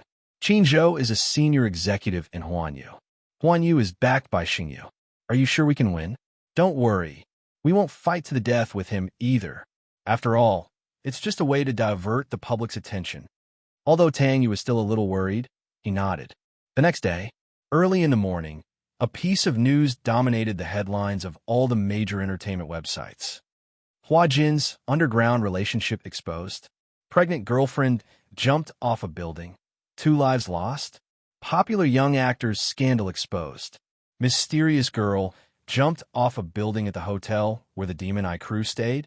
Before the incident, the victim was suspected to have negotiated with Hua Jin and had a dispute, which became the fuse. Early in the morning, this piece of news was undoubtedly a blockbuster for the entertainment industry. It set off a storm. Many media outlets pointed to Hua Jin. Hua Jin had an underground lover, pregnant, and jumped off a building. This piece of news was simply shocking. In front of the public, Hua Jin's image had always been that of an innocent idol. He was very popular and popular with the audience. With his beauty that was prettier than a woman's, he had won a huge fan base. He was one of the few high-quality idols in the entertainment industry who had both fans and audience. Everyone in the industry saw him as the next Gu Xingze. Gu Xingze was no longer around. In the entertainment industry, Gu Xingze used to be the ruler of the entertainment industry, and his popularity was high. After his death, it was difficult to find a successor for the time being. However, many people believed that before the next Gu Xingze appeared, Hua Jin would be the one to take over the role. However, when such a handsome idol was involved in such a shocking scandal, not to mention the fans, even the public who weren't fans couldn't believe it. How is that possible? How could Hua Jin have an underground relationship? He must have gone to the set to promote himself again. Previously, some unscrupulous film crews actually created rumors about Yun Shishir and Hua Jin in order to increase their exposure. Ever since they were warned by Yun Shishir's husband, they deleted the news overnight, clarified, and apologized. They didn't dare to do it again for a long time. Now that the scars have healed, they've forgotten the pain. I heard that Hua Jin and Yun Shishir are siblings. How dare they bully our Master Jin? They're obviously trying to offend Xingyu and Huan Yu. Chapter 38:59. The news reported that a girl jumped to her death at the hotel where Demon Eyes was staying. Although it looked like an insignificant report, for some reason, all the media outlets and Weibo marketing accounts pointed the finger at Hua Jin. They even said that the girl's suicide was related to him. Some media outlets released insider information that the girl and Hua Jin were lovers and that the girl was Hua Jin's fan. In an instant, the news of Hua Jin sleeping with a fan spread like wildfire. On the internet, there was also a storm. Hua Jin sleeping with a fan? What kind of joke was this? None of the fans believed it. There were even some extreme fans who humiliated the girl, saying that she was the disgrace of the fans and that she was tarnishing Hua Jin's reputation. Some fans even said that even if Hua Jin slept with a fan, so what? That was a fan's benefit. Even if someone wanted to sleep with him, they didn't have the chance. They even said that the girl must be risking her life to tarnish Hua Jin's reputation. At first, the passers-by still had a wait-and-see attitude towards this matter. However, no one knew whether these were true fans or the brainless comments of the internet water army, but they put Hua Jin in a whirlpool of public opinion overnight. In an instant, Hua Jin was at the center of the storm. On the internet, fans, brainless fans, anti-fans, internet water army, the media, and various marketing accounts all had their own factions. They all had their own opinions and were in an uproar. Many fanatical fans rushed to the Weibo of the media outlets that broke the news, insisting that they were tarnishing Hua Jin's reputation. They were making up stories and hurling insults at them. Their original intentions were good. However, the fans' methods were inevitably a little extreme. As a result, the media got hold of their weakness and bombarded them with attacks. Early in the morning, Hua Jin was woken up by Qin Zhou's phone call. Hua Jin, what's going on with that incident? Qin Zhou asked angrily as soon as he opened his mouth. Why did this happen all of a sudden? Hua Jin knew how to deal with things very well. Logically speaking, he would never get into trouble like this.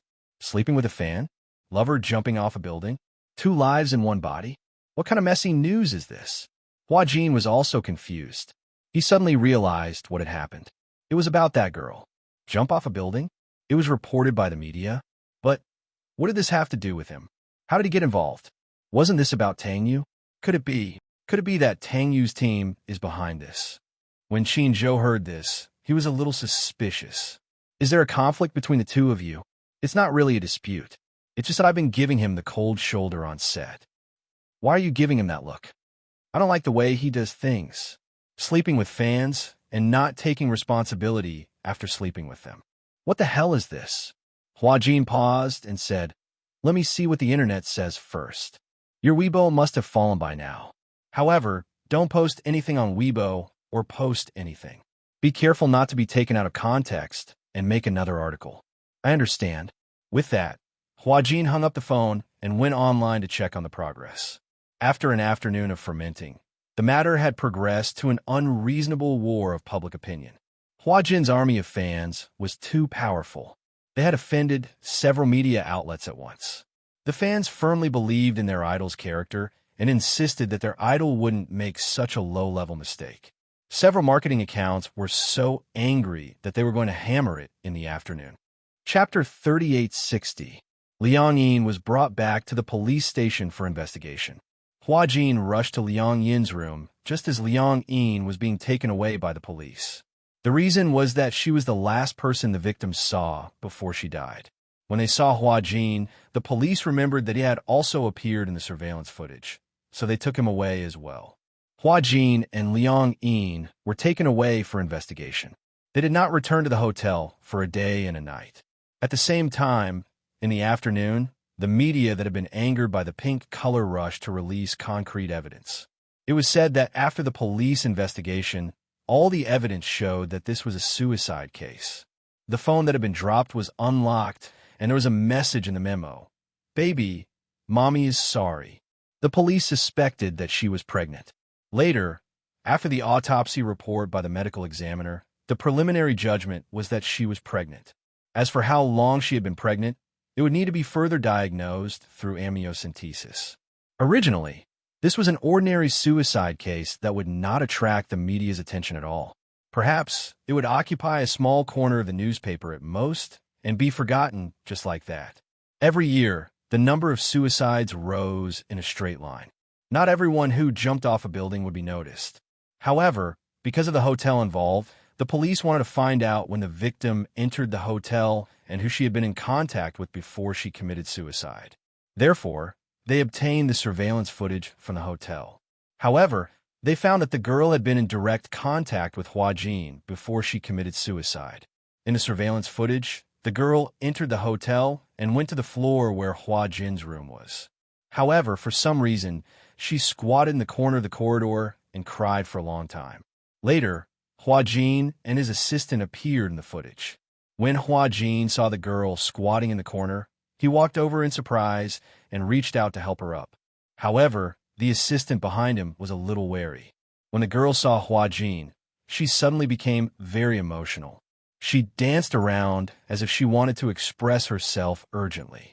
However, the assistant behind him was obviously very repulsed by the girl and asked Hua Jin several times to ignore her. However, Hua Jin seemed to be hesitant. He looked at the girl and could not bear to do it. From an outsider's point of view, he always felt that there was an inexplicable bond between him and this girl. The media wishfully believed that there was a past relationship between the two of them. However, this was the media's interpretation. But with the exposure of the surveillance footage and the media's excessive interpretation, it did seem to be the case. With the media as the director, the story unfolded just like that. This girl was a fan of Hua Jin. Coincidentally, during a visit to Hua Jin's set, the two of them met. Gradually, this girl became Hua Jin's bed partner. According to the investigation, the girl had been in and out of the film city many times, and the last person she saw before she died was Hua Jin. Hua Jin seemed to be very concerned about her. However, the assistant behind him was obviously worried that this matter would blow up. He kept urging Hua Jin to return to the room. He even turned around and said a few words to the girl. As there was only a picture and no sound, the media interpreted it as a threat from the assistant. Hua Jin's career was at its peak. If someone used her pregnancy as a threat, it would definitely cause great damage to his reputation. Therefore, the assistant wanted to settle this matter secretly. Chapter 3861. Originally, Hua Jin's fans stubbornly believed that this matter had nothing to do with their idol. However, after Hua Jin and Liang Yin were taken away by the police for investigation, many rumors became even more unbridled. Everyone thought that Hua Jin's arrest by the police was definitely related to this matter. Following this basis, many people started to speculate about the connection between Hua Jin and this matter, and whether there was more to the suspicions and imaginations of those people. Could it be that Hua Jin really slept with his fans? Did that girl and Hua Jin really have that kind of relationship? Was the child in her stomach really Hua Jin's? At this time, Hua Jin and Liang Yin were being interviewed at the police station. For the time being, there was no way for them to know about the rumors from the outside world. However, Qin Zhou would definitely not let this matter continue to fester. He issued a lawyer's letter, and Huan Yu's official PO also issued an official announcement. Simply put, the core idea was, 1. Someone used the internet water army to spread rumors and deliberately smear Hua Jin's reputation. 2. Innocent, absolutely not afraid of any smear. 3. Huan Yu is not silent. They are collecting evidence one by one, not evidence of spreading rumors. When the time comes, they will reserve the right to pursue legal action. 4. Huan Yu will not let go of anyone who hurts the relationship between Hua Jin and his fans. It had to be said that Huan Yu's announcement was absolutely domineering. In other words, those who spread rumors continue to spread rumors. Those who spread rumors continue to spread rumors. And those who smear continue to smear. When the truth of this matter is made public, Huan Yu will reserve the right to pursue legal action. Qin Zhou's method was especially ruthless. He took the lead by showing his strength and poured a large basin of ice water at the most critical moment of the matter fermenting. On the other hand, in the police station, Hua Jin and Liang Yin were separated to cooperate with the police to take statements. The police summoned them because they were the last people the victim saw before she died. Although the case had been preliminarily concluded that it was suicide and not homicide. After investigating the scene, there was no other possibility other than jumping off a building. However, the police still needed to investigate the truth of the matter. Now, there were some marketing accounts slandering Hua Jin, saying that the forces behind him had already come forward to suppress this matter. In order to prevent the scandal from spreading, Huan Yu had used many means to prevent the situation from developing further. Nowadays, many people believe that people with power and influence could even interfere with the justice system because of the words shady deals. Netizens were very simple-minded. Only a few of them were rational. After being instigated like this, it was inevitable that they would suspect that Hua Jin had a powerful background and that there was a shady operation behind the scenes. But the truth is the truth, no matter how many times you ask. Liang Yin said calmly, "That day, I saw her squatting in the corridor, crying very sadly. I didn't know what had happened, so I went to ask her out of concern. Is this the first time you met?" "Yes, this is the first time I've seen her." "There was no contact before?" "No. I heard rumors that she's your girlfriend." Chapter 3862. Liang Yin was very calm and obedient. No matter what the police asked, her answers were reasonable and well-founded. She enunciated each and every word clearly. After all, this matter had nothing to do with her to begin with. She was just telling the truth. Although she was nervous, she had to answer well. Otherwise, if she didn't answer well, the police would misunderstand and interpret it. Then, wouldn't it cause trouble for Hua Jin? On the other side, Hua Jin also cooperated with the police to complete the investigation. He reported the conversation with the girl to the police, including the unimaginable relationship between Tang Yu and the girl. "I suspect that this girl's death is related to Tang Yu," Hua Jin said without hesitation. "Isn't the autopsy still ongoing? The forensic doctor might as well take evidence from the fetus in the stomach. Maybe he can find a strong clue." He was too calm, not to mention that Qin Zhou was behind it. He had nothing to do with the responsibility of this matter. Therefore, no matter how many times he did it, Hua Jin's answer had already divided the responsibility clearly. And for some reason, some of the information from the police investigation leaked out. At first, the girl was pregnant and committed suicide. It was just a rumor. However, some of the police and forensic files were leaked out, and it confirmed the truth of the girl's pregnancy. On the other side, some people couldn't sit still. At the hotel, in the room, Tang Yu looked at his manager pacing back and forth anxiously in front of him. He said worriedly, "Brother Ting, what should we do? That woman seems to be pregnant. It can't really be my child, right?" The manager turned around and glared at him angrily. "Don't you know whether it's your child or not? How would I know? How can I be sure that this woman isn't trying to blame me? I've only slept with her once. How would I know who the father of this child is? Of course, I won't admit it." Tang Yu had always been hoping for a fluke. This girl wasn't pregnant at all. Back then, he received a call from this girl. On the phone, the girl stammered that she was pregnant and asked him what to do. Tang Yu didn't even have a deep impression of who she was or what she looked like. He questioned who she was and what her purpose was. When the girl saw that he had turned his back on her, her heart was broken. In fact, this girl named Su Ning was one of Tang Yu's loyal fans.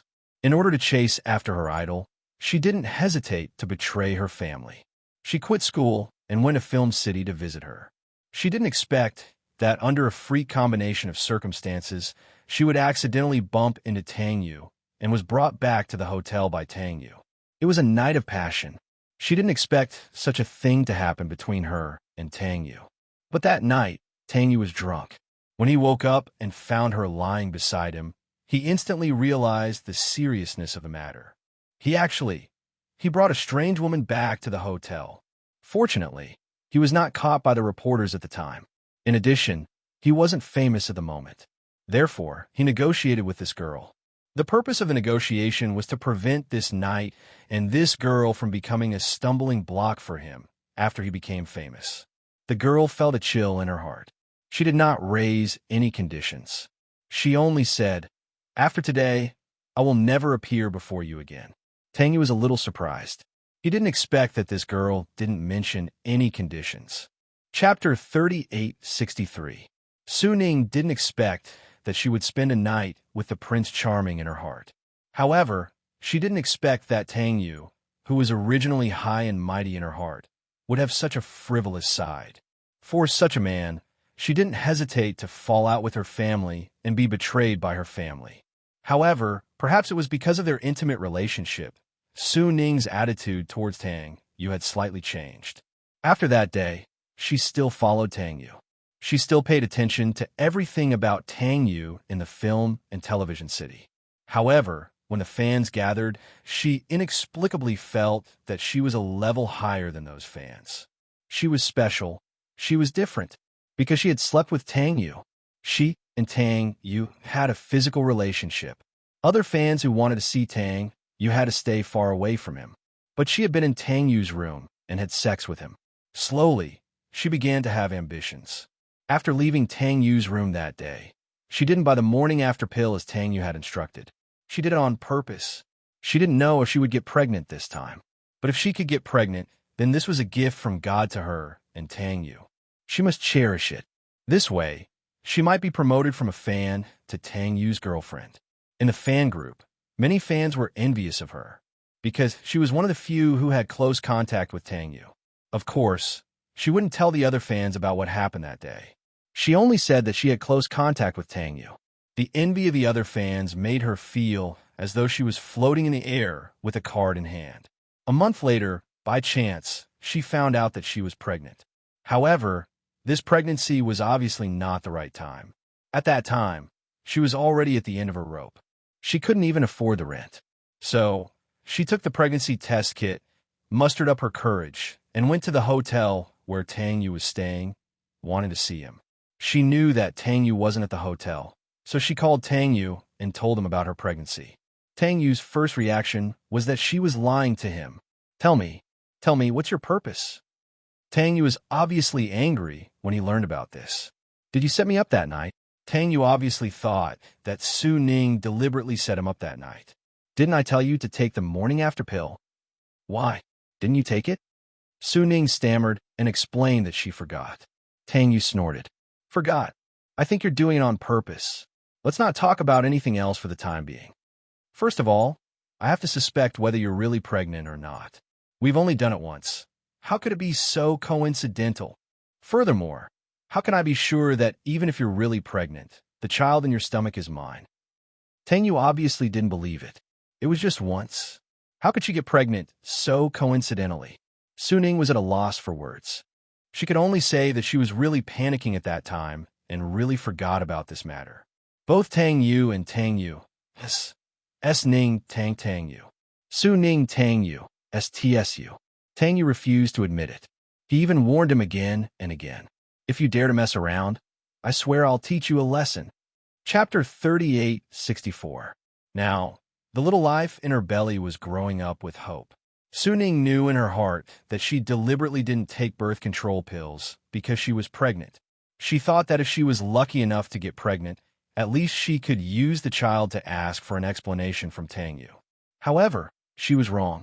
In her mind, Tang Yu should be a very responsible Prince Charming, just like how he usually was in front of his fans. He was gentle, responsible, and knew how to take care of people. He even made it clear that he liked children very much. If there was a chance in the future, he must have 3 children, preferably girls. He liked little princesses the most. This was selling his character. All the male stars knew this well. A handsome man who loved children, spoiled his wife, and spoiled his children was undoubtedly the fantasy object of many women. But Su Ning obviously confused fantasy with reality. Now, Tang Yu had accepted the show and was counting on this show to make his presence known and increase his popularity. When the series was broadcast, the team even thought about how to tie up Hua Jin, tie up the crew, and carry out a series of hype. With Tang Yu's appearance and some of his recent connections, even if he couldn't be as popular as Hua Jin in the future, he would definitely become a popular young star.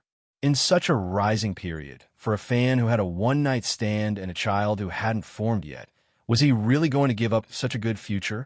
Was it possible? What a joke. Responsibility? Responsibility? That was just a fan's wishful thinking. Su Ning couldn't take the blow and jumped off a building. This was also unexpected to Tang Yu. But the problem was Su Ning really pregnant with his flesh and blood? Of course, Tang Yu didn't feel sorry for the child. But if the final autopsy report came out and the child was genetically identified as his flesh and blood, then, with this evidence, he couldn't wash it clean. Evidence always doesn't lie. Tang Yu had a headache. Originally, he was hoping to frame this matter on Hua Jin. However, he had obviously overlooked this point. About the child, he always suspected that Su Ning lied to him and had other intentions. But, Brother Ting, what should we do? Tang Yu was anxious. Do you think the forensic doctor can find out who the child's biological father is through the autopsy? Generally speaking, DNA samples collected from a corpse's uterus should be sent to the database for analysis and comparison. If it's really your child, we can find out. Tang Yu's face turned pale. So I want to ask you, is this child really yours? Tang Yu shook his head blankly. I don't know. I really don't know. I thought she was lying to me.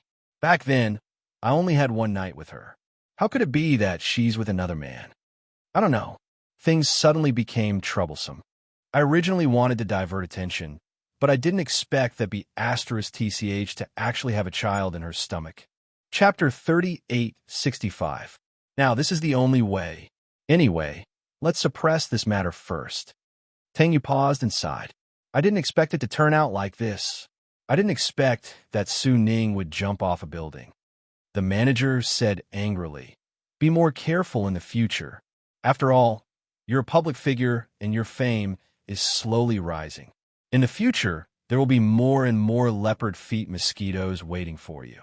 You have to figure out your private life and don't get involved with those messy people. Then, he added, remember, you're a commodity now. Don't always think about your past self. If you lose your resources because of this again, be careful that the higher-ups don't ban you. Tang Yu said with a guilty conscience. Understood. At the police station, Hua Jin and Liang Yin finished their statements and walked out of the police station. Qin Zhou was already waiting outside. Hua Jin saw Qin Zhou and walked over with a gloomy expression. He cursed angrily. These policemen are too annoying. They asked the same question more than 10 times. More than 10 times. I'm going crazy from answering.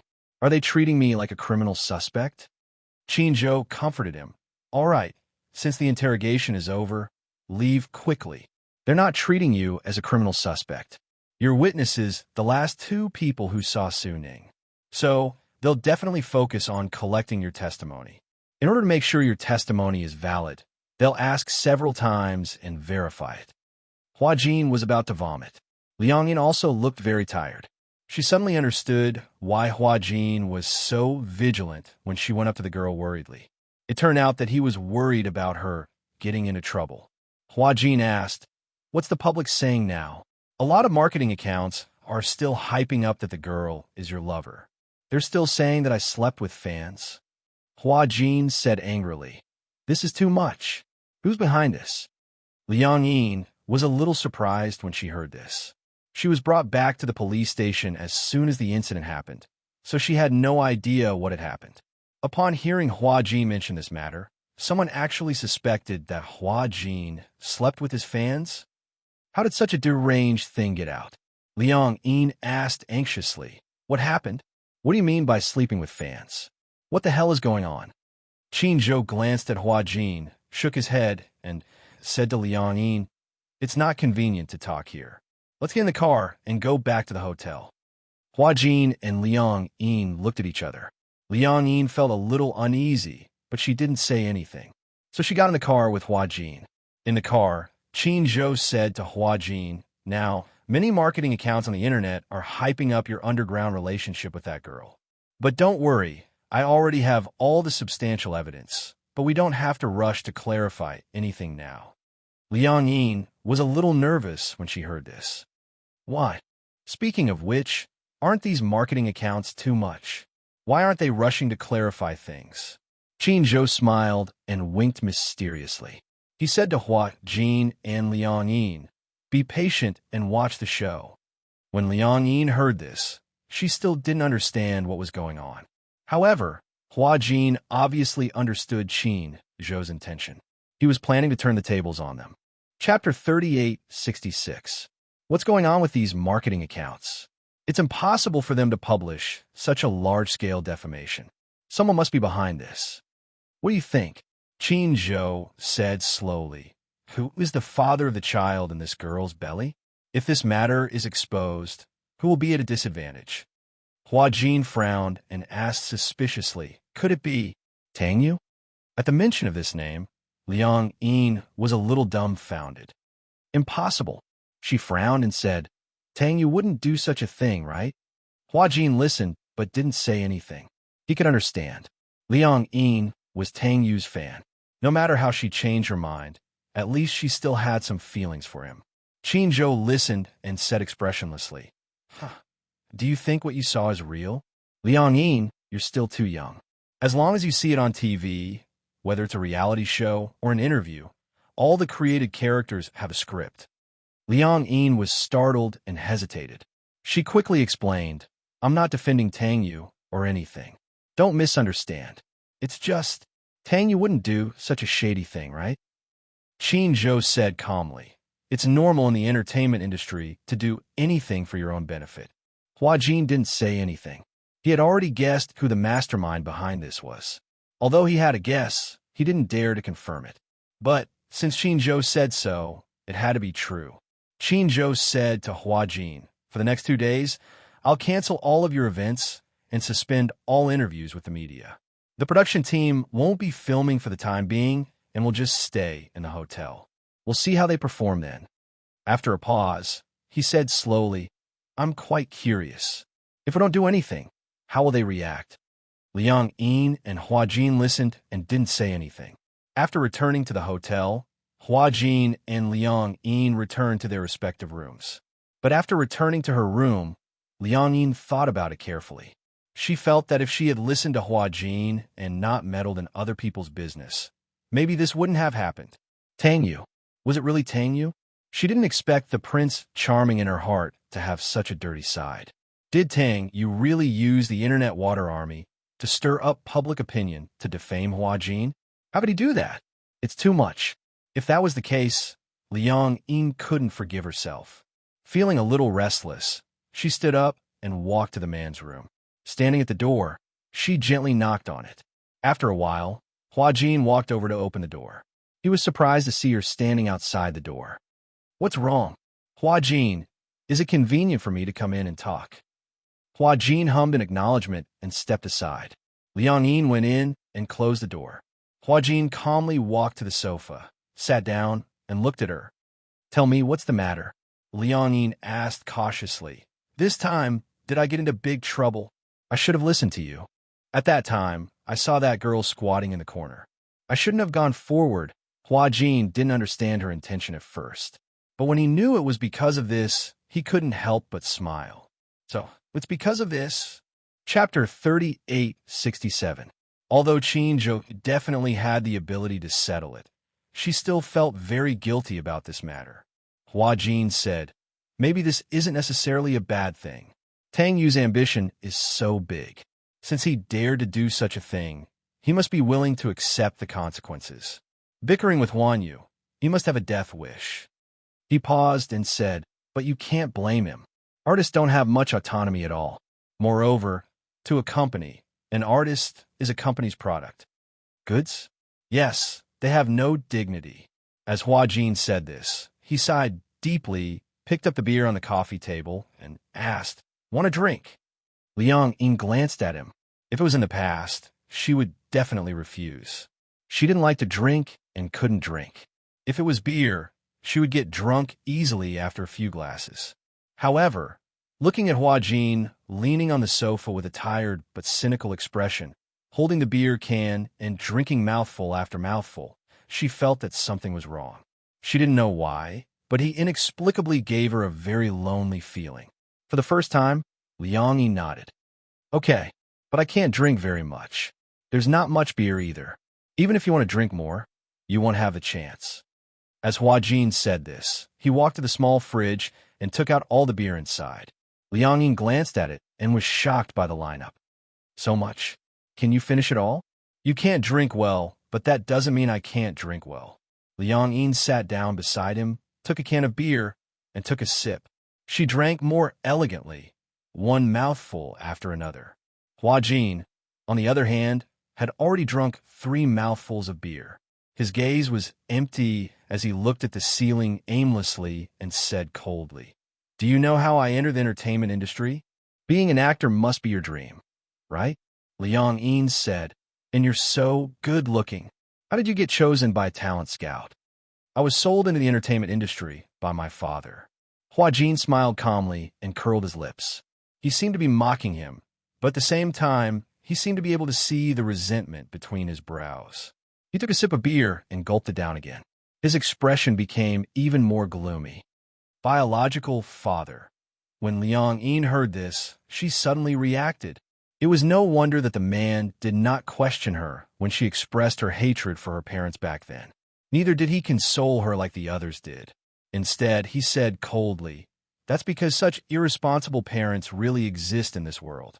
Therefore, was he a father, as well as a selfish and irresponsible man? Sell him into the entertainment industry? Back then, my father drank, gambled, and did drugs. He loathed me because I had my mother's blood flowing in my veins. They say love the house, and it's crow. Hate a person, it is the same. He hated me, so when he was chased by loan sharks, he didn't hesitate to sell his own flesh and blood. For some reason, Hua Jin suddenly brought up this past. Other than Yin Shi, he had never mentioned it to anyone else. Originally, he shouldn't have mentioned this to Liang Yin. However, for some reason, he said it naturally, as if it was a common occurrence. Liang Yin didn't quite understand the meaning of the word sell. Sell? Chapter 3868. Hua Jin put down the can of beer, took a deep look at it, and smiled calmly. Yes, that's right. I got to where I am through the unspoken rules. I was indeed kept by a few sugar daddies. You can think of me as a gigolo or a canary in a cage. Anyway, I don't have the right to choose my own life. At that time, his grades were not bad. He had always hoped to be able to enter an ideal university through his studies. After graduation, he would have a good job, a wife whom he loved deeply, and a warm family. However, ever since his mother left home, his hopes were dashed. Endless gambling debts, fear, uneasiness, and a turbulent life made him feel insecure. At that time, I knew that I'd been sold by my father. However, at that moment, I actually felt very fortunate that I could finally leave that man. Unknowingly, Huajin had already drunk 4 cans of beer, and his voice was somewhat ethereal. Originally, his alcohol tolerance was very good. After all, he had been drinking in bars for many years. In order to cater to those sugar daddies, he had been constantly training his alcohol tolerance. However, perhaps it was because of the exchange of souls. Liang Yin's alcohol resistance seemed to be pitifully low. Liang Yin's alcohol tolerance was very low. She could not drink at all. Hence, Huajin, who was substituted in her body, had an extremely poor alcohol tolerance. So much so that after drinking a few cans of beer, he was already on the verge of collapsing. After leaving my father, I don't know how to live for many years. However, I believe that as long as I can get through it, I will definitely usher in a bright day. As Huajin spoke, he suddenly turned his head to look at her. Do you know how much effort I have put in for the freedom I have now, for the life I have now? His eyes were red, and his voice suddenly became extremely cold. No matter who it is, I will not allow him to destroy all my efforts. Huajin drank another can of beer in one gulp, shook his head, and was obviously somewhat helpless. It's really strange. Why am I telling you all these? Liang Yin did not expect that he would tell her all these. She actually felt a little warm in her heart. Did this mean that he treated her as a close friend? I know Tang Yu is on the rise now. He can't afford any accidents. If this matter is exposed to the public that the girl is pregnant with his flesh and blood, perhaps without good PR, his reputation will be ruined. So, he wants to sacrifice me, use me, and step on my reputation to climb up. Don't believe the superstar's superficial impressions, Huajin said in a self-deprecating manner, just like how my character is set to be a young man in ancient costumes. So, I always have to dress up in front of my fans and act courteous like a delicate and pretty boy. I've had enough of this role-playing. Every day, he had to follow the script. Even when he was asleep, he couldn't forget his character setting. When I earn enough money, or when I have someone I like, I will choose to retire. Quit the entertainment industry, get married, have children. No matter what I do in the future, I will definitely not be an actress. Chapter 3869. Liang Yin was prone to getting drunk, but for some reason, even after drinking 2 cans of beer, she didn't feel tipsy at all. On the other hand, Huajin, who had too much to drink, started to ramble on. Perhaps it was because he was drunk, but his speech was incoherent and incoherent. However, Liang Yin listened attentively. From his childhood to when he entered the entertainment industry, his emotions were always rambling on and on without rhyme or reason. Eventually, the more Huajin talked, the heavier his eyelids became. Slowly, he fell asleep, leaning on Liang Yin's shoulder. Liang Yin leaned on the sofa, and Huajin leaned on her shoulder. The heaviness on one side of her shoulder made her feel strangely calm. She didn't dare to move, for fear that she would wake Huajin up. Hence, she maintained this position until she felt sleepy and closed her eyes. Dawn, early in the morning. Huajin was woken up by the cold. Even though the heater was turned on in the room, when dawn came, the weather was even colder. He was wearing thin clothes and had sobered up. He opened his eyes and looked out of the window. The sky was already brightening. He felt that he was leaning on someone's shoulder. When he lifted his head, he saw Liang Yin sitting on the sofa with her eyes closed. She allowed him to lean on her shoulder and maintained this position, not moving at all. The beer cans on a coffee table were scattered all over. Huajin felt a little awkward. He felt that leaning on her shoulder made him, a big man, feel like a helpless little bird. He woke her up with a gentle push. Hey! Liang Yin woke up immediately. She wasn't very sleepy to begin with, so she woke up with a push. However, when she woke up, she could clearly feel that one of her shoulders was so sore that it felt like it was going to collapse. Ugh! She held her shoulder and grimaced in pain. It felt like it was dislocated. Huajin saw her pained expression and realized that he seemed to have fallen asleep leaning on her shoulder. His shoulders must be sore from carrying it like this. Huajin didn't know whether to laugh or cry. He laughed and said, "Are you going to stay in this position without moving?" Liang Yin said unhappily. What else? I was drunk yesterday, and I was afraid that if I moved, you would wake up and go crazy. That's why I didn't dare to move. Hua Jin said awkwardly. Who said I was drunk? I'm not drunk, and I won't go crazy. He paused for a moment and said in disdain, Is it because your body is weak? When I drank in the past, I didn't get dizzy from drinking so little beer. I can't hold my liquor well. Liang Yin twisted her shoulders, stood up, and muttered, I'm going back to my room to rest. Hua Jin saw her stand up and lonely back, and thought that his tone just now was a little bad. In addition, he slept on her shoulder for a long time, and she did not complain, as if she was afraid to disturb him. So she was so motionless, silly, and cute. He suddenly said, Have you seen a sunrise before? Liang Yin turned around in confusion and shook her head. Hua Jin blinked mysteriously. I know a place where it's very beautiful to watch a sunrise. Liang Yin's eyes lit up with anticipation. Really? On the rooftop of the hotel. Liang Yin tiptoed behind Hua Jin, pushed open the door, and walked to the rooftop. Chapter 3870. The wind on the rooftop of the hotel was strong and cold. Hence, both of them had changed into a large cotton-padded jacket. This hotel was the most upscale and luxurious hotel in the film studio. The rooftop was on the 25th floor, and this was the best time to watch the sunrise. The film studio was surrounded by mountains on all sides. The mountains were also developed by consortiums to film special scenes. Many historical films and anti-war films were shot on this mountain. Because it was surrounded by mountains on all sides, there was nothing to block the view. One could see the horizon at a glance. The endless mountain range and the horizon in the distance were gradually changing red, orange, and yellow from the horizon to the sky. It was unbelievably beautiful. Hua Jin held Liang Yin's hand, walked to the edge of the rooftop, and sat down. At first, Liang Yin was still a little nervous and hesitant. Sitting on the edge of the rooftop, their feet were suspended in the air. If they were nervous and accidentally trembled, they would fall and be smashed to pieces. Hua Jin sat down as if nothing had happened. Liang Yin, however, stood to one side, a little scared, not daring to sit down. Hua Jin lifted his head and looked at her, a little puzzled.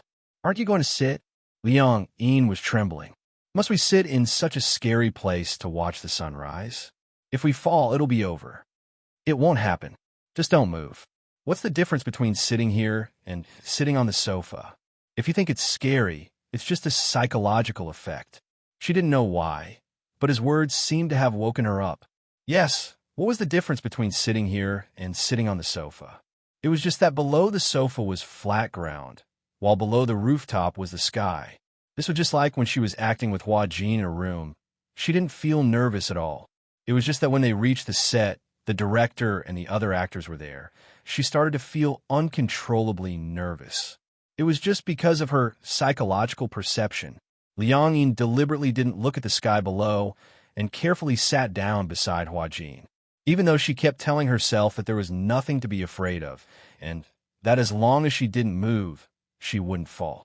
However, he was still a little nervous. Hua Jin pointed at the distant horizon. Do you see that? Her attention was quickly diverted. I saw it. Sitting here to watch the sunrise is the best spot. Hua Jin took a deep breath of the fresh dawn air. The air was a little damp, accompanied by the cool dew frost. He said indifferently, Do you know? In the past, I remember when I was in my teens, I acted for the first time. As an actor, I was bullied badly in the crew. At that time, I was still young and lived in the crevices every day. I felt so oppressed, so I thought that since living was so tiring, I might as well end my life. Liang Yin was slightly surprised. He didn't look like the kind of person who would be depressed. Why? How could he have such a dark past? Hua Jin raised his eyebrows and seemed to have guessed what she was thinking. Do you find it unbelievable? I never thought that I would be so weak. Chapter 3871. Hua Jin shook his head in confusion. I don't know. I just feel that there's no joy in life. At that time, other than filming, I was lying in the hotel and eating very little. I kept thinking about where people come from and where they're going. What's the point of living in this world? His question stumped Liang Yin. Indeed, what was the point of living? She couldn't understand it either. That day when I walked here, it was as if I was jumping off the rooftop. However, when I sat on the edge of the rooftop, it happened to be sunrise. I don't know why, but I just watched the sunrise quietly. The strange thing was that it was clearly very cold that day, just like today, but as I watched the sun rise bit by bit, the bright rays of dawn seemed to sweep away all the haze in my heart. As Hua Jin spoke, his lips curled up. It's amazing. At that time, I actually thought that it was great to be alive and to be able to see such a beautiful scene. If I were to die, I definitely wouldn't be able to see it. As long as I live, there will be miracles.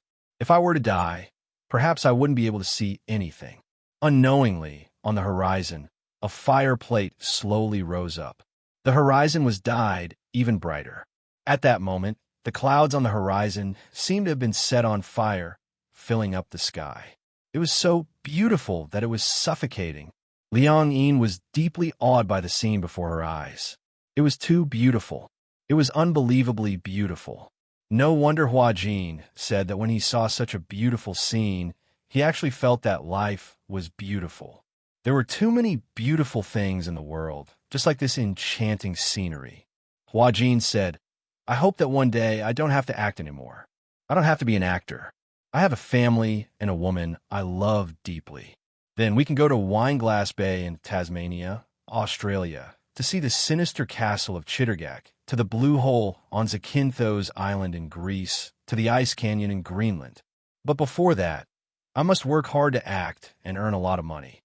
Liang Yin said, emotionally, what a beautiful dream, right? Hua Jin glanced at her. In his charming eyes, there seemed to be a little bit of stars. When he looked at her, she actually became nervous.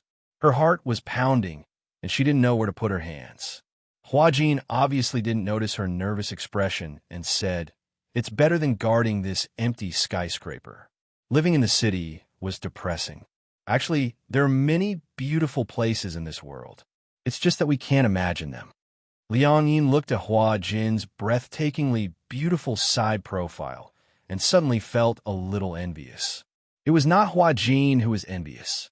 Instead, she was the girl who would accompany Hua Jin to see the beautiful scenery of the world in the future. How lucky! I also want to travel around the world. Liang Yin said, if I had money, I would go to the seaside. The sea must be very beautiful, but I haven't seen the real sea yet.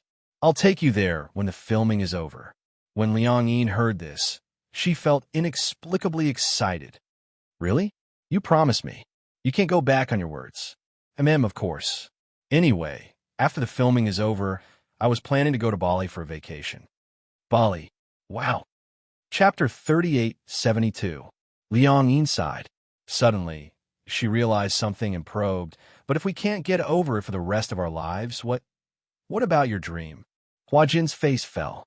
Can you not say such depressing things? Liang Yin was speechless.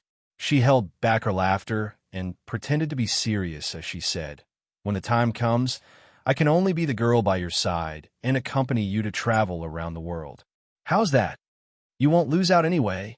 Liang Yin nudged his arm gently and bargained, if you can't get over it, I'll act for you and earn money for you. Then, we'll travel around the world together. How's that? Hua Jin glanced at her in disdain. It's impossible that we can't get it back. Liang Yin asked indignantly, what if? Hua Jin closed his eyes in pain. I choose to die. Why? Liang Yin was scared out of her wits. She didn't know if he was serious or not. Hua Jin asked her seriously, what do you think will happen to us if we can't get it back? What will happen? I'm a guy, but my body is a girl's. If I meet a girl I like in the future, what should I do? That's right. Don't tell me I have to turn her gay and make her like girls instead of guys. Liang Yin laughed out loud. If you successfully turn her gay, she'll get it back at this time. Ha ha ha. Hua Jin's face turned pale. This girl could still laugh. Liang Yin held back her laughter and suggested seriously, since you're a girl now, why don't you change your sexual orientation? You can try liking guys. Who knows? Maybe you're bisexual. Liking guys? How is that possible? This was simply a disaster like the end of the world. For some reason, Gong Jie's face suddenly appeared in Hua Jin's mind.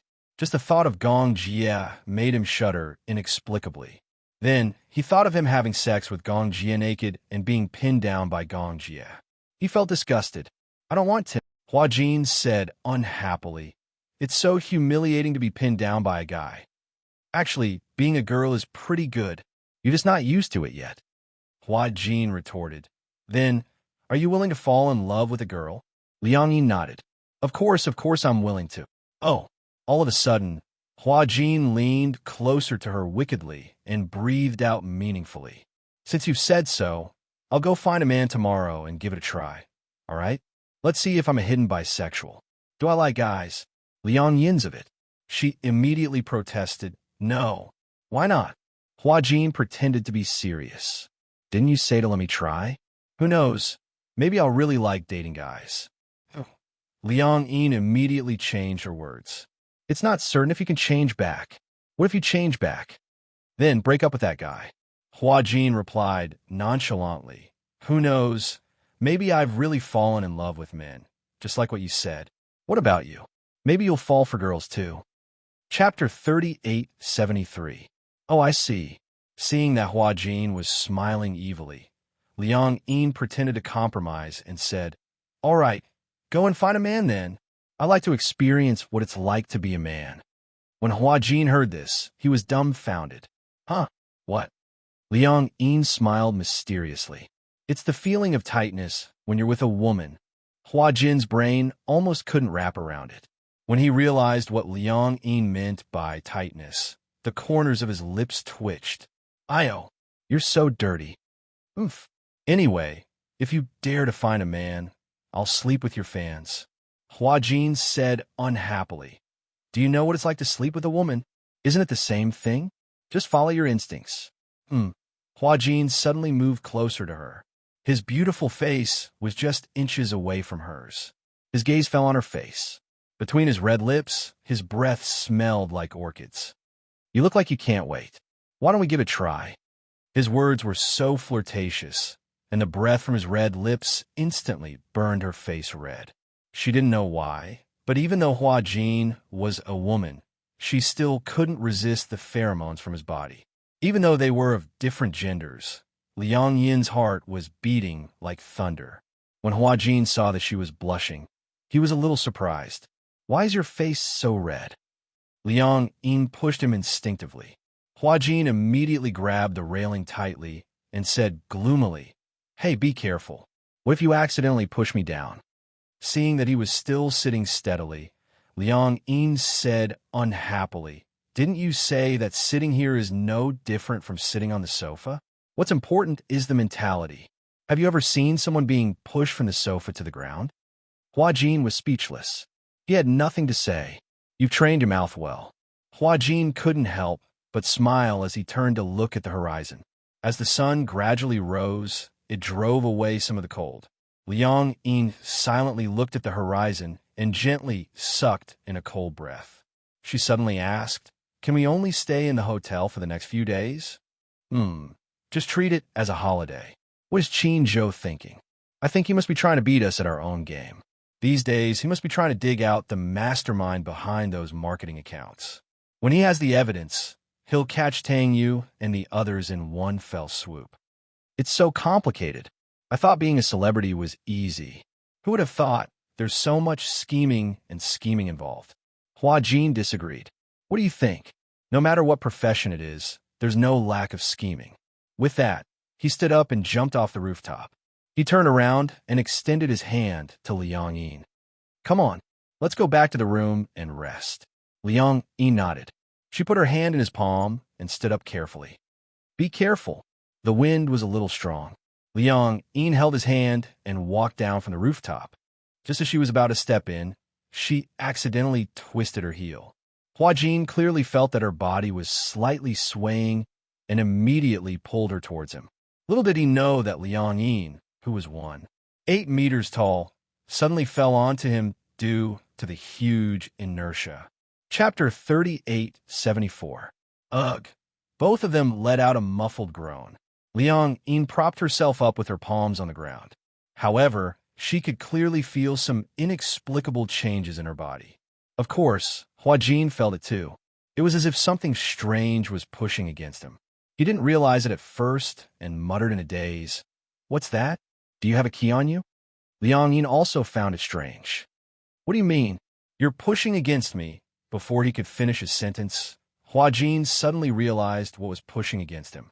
He immediately shut up and glanced awkwardly at Liang Yin's lower body. Liang Yin followed his gaze and glanced at it. The two of them immediately separated awkwardly. Huajin said in disdain, "Hey, what are you thinking about?" "What? How would I know what's going on? It's just sticking up for no reason." "This means that you must be imagining things in your head for you to have such a reaction." "What imagining could I be imagining? I'm not going to take the blame for this." Huajin glanced at her and stood up. He straightened his messy clothes and said, "Let's go. Let's go back to our rooms." With that, he turned around and left. Liang Yin stood up and patted the dust off her body. She muttered unhappily, "How ungentlemanly." The two of them went back to their rooms. In the afternoon, Huajin was woken up by a series of hurried knocks on the door. He walked to the door and opened it. Liang Yin was holding his cell phone. She said to him, "Someone called several times looking for you. My cell phone was on silent mode. I saw it when I woke up, but I didn't know how to reply." Huajin's cell phone was still with Liang Yin. Even though all his social media accounts were logged in and managed by him, his cell phone was still with Liang Yin. Huajin took the cell phone and looked at it. It was a call from Yin Shishir. Huajin had a headache and knocked on his head. "Help me reply. What's going on? What's the matter?" Huajin reminded her worriedly. "She's the most important person to me. You have to be gentle. Gentle. Do you hear me?" "I heard you." Liang Yin saw how nervous he was and asked in confusion, "Who is she to you? You seem to be very nervous." At the mention of Yin Shishir, Huajin's expression softened. "She's my sister." "Sister, yes." Then he added, "Ask her what's the matter." Liang Yin nodded and dialed the phone back. After a while, it was quickly connected. She said hello. Yin Shishir's smiling voice came from the other end. "Jean, are you filming?" "No. I heard something happened recently. You're in some trouble, aren't you?" "Yeah, I'm in some trouble. I heard from Qin Zhou that you've stopped all your work recently. Take it as a holiday. Since you're on holiday, let's go to the hot springs together." "Hot springs?" Liang Yin looked at Huajin in surprise. Huajin immediately put the call on speaker. "Yeah, I've already made a reservation. It's at the hot springs in the middle of the mountain. I've booked the entire hotel. Let's go together." When Liang Yin heard this, she winked at Huajin. "What should we do?" She mouthed to Huajin, "Are we going?" Huajin wanted to go, but... Chapter 3875. While Huajin was still hesitating, Yin Shishir said, "It's settled then. You're not allowed to stand me up. We haven't gotten together in a long time. You've been busy filming and haven't heard from us for a long time." Yin Shishir didn't allow any explanation and made her decision. Before Liang Yin could say anything, Yin Shishir had already made up her mind. Huajin quickly pointed at himself and mouthed, "Bring me along, bring me along." Liang Yin looked at him for a long time and finally understood what he was trying to say. He didn't speak for a long time. On the other end, Yin Shishir was a little puzzled. "Huajin, why aren't you saying anything?" Liang Yin quickly said, "It's like this. Can I bring an assistant?" "Sure. Male or female?" "Female." "Oh, all right then. If she doesn't mind, she can share a room with me." Liang Yin was a little stunned. Share a room with Yin Shishir? Huajin, while she was still hesitating, Yin Shishir said apologetically, "Because the room was already booked in advance, so there's no room left. Otherwise, she wouldn't mind sharing a bed with me." When Huajin heard this, he immediately waved his hand. He didn't mind. Haha, why would he mind sharing a bed with Yin Shishir? When the call ended, Huajin still had a happy expression on his face. Liang Yin glanced at him and commented, "You're smiling so strangely now. Who's Yin Shishir?" "My sister. Your biological sister, of course. I think it's better if you don't share a room." Huajin retorted self-righteously. "What else can I do? Do you want me to share a room with a man?" What if I'm pounced on and eaten alive by someone who's plotting something against me? This is your body. I'm protecting you. Wow, that sounded so dignified. Then I really have to thank you. Hua Jin snorted proudly, but in his heart, he was very excited. Originally, he didn't really like hot springs, but if he could share a room with Yin Shir, he suddenly had a lot of expectations for the trip to the hot springs. Of course, he had absolutely no improper thoughts about Yin Shir. However, it was still better than sharing a room with Muyaja. That was what Hua Jin thought. But on that day, when they gathered at the airport, Hua Jin never expected that the demon king Gong Jie would be there too. Come on. Yes. As soon as Gong Jie saw Hua Jin, he walked over and hugged him in front of everyone's astonished eyes. Gong Jie knew that Hua Jin and Liang Yin had swapped identities. However, Yin Shir and Muyaja didn't know about such a ridiculous thing. Hence, in their eyes, Gong Jie was hugging Liang Yin's body. Yin Shir was stunned. Xiao Jie, you, why are you guys so intimate? Liang Yin was also stunned. She didn't know that after the soul swap, Hua Jin had mentioned this to Gong Jie, so she thought that Gong Jie didn't know about it. But what's with the intimacy they're showing? She didn't remember knowing this man. You're Liang Yin, right? Gong Jie smiled and asked Hua Jin, who are you sharing a room with tonight? Without waiting for Hua Jin to answer, Yin Shir said, Xiao Jie. Do you know her? Yeah, I know her. Chapter 3876. Yin Shir smiled as she walked over to show her friendliness. You don't mind sharing a room with me tonight, right? No, I mind. Gong Jie interrupted Hua Jin mercilessly and pulled him into his arms. Lowering his voice, he said word by word, if you dare to share a room with Shir, do you believe that I'll break your legs? Hua Jin gulped. I believe you. Sharing a room with my sister. Are you rebelling? Gong Jie's voice was as cold as ice. However, when he lifted his head to look at Yin Shir, his eyes were gentle. Tonight she's mine. Hiss. Everyone was dumbfounded. They were so shocked that their jaws almost fell off. Especially Liang Yin. She stared at Gong Jie in disbelief. Hua Jin was also frightened and wanted to break free from him. Hey, stop fooling around. It's not like we haven't slept together before, right? Gong Jie's smile was very meaningful. He acted as if he was very intimate with her. Liang Yin immediately walked over and pulled Hua Jin aside. She asked suspiciously, You've slept with him before? When did this happen? Don't listen to his nonsense. Hua Jin didn't know how to explain and said speechlessly, he actually knows about this matter between us. What matter? Well, he knows that I'm Hua Jin and that we've swapped bodies before. Huh? So, he doesn't want me to share a room with his sister, so he forced me to share a room with him. No way. Liang Yin insisted. You can't share a room. Hua Jin rolled his eyes.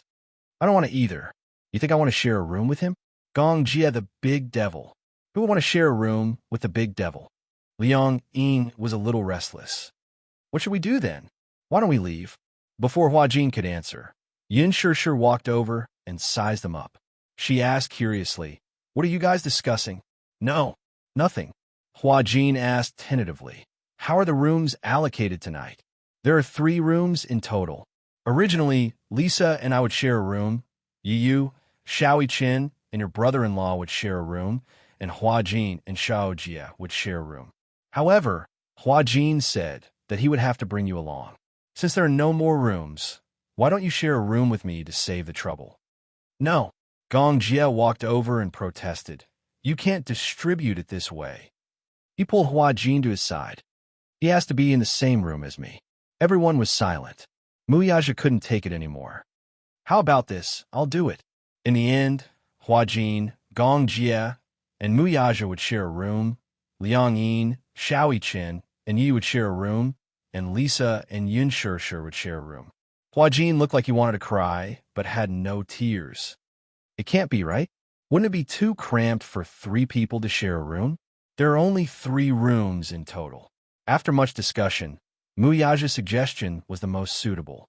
Thus, everyone compromised a little. Although Hua Jin felt wronged, he had no choice. Gong Jie and Muyaja would never agree to him sharing a room with Yin Shir. Although Liang Yin was a girl, Her body was that of a man, so she would be assigned to share a room with Yu and Xiaoqian. At the moment, this seemed to be the most humane solution. Chapter 3877. After discussing the allocation of the rooms, the group of them set off. Liang Yin was very happy to see the result of this distribution. After all, it was best to share a room with two adorable little lads. She wouldn't feel awkward or embarrassed. Most importantly, she would not feel burdened.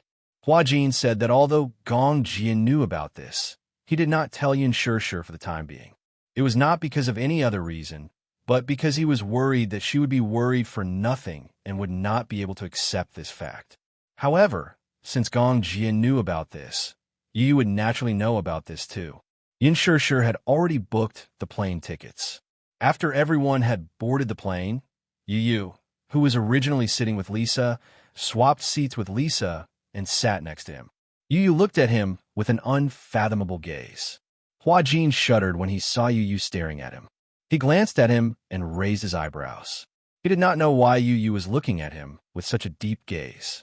"Why are you staring at me like that?" "I'm thinking." Yu looked at him from head to toe and smiled evilly. "Do you feel uncomfortable when a man turns into a woman? Do you feel that your chest is heavy?" "No." "Then, do you feel like a girl now?"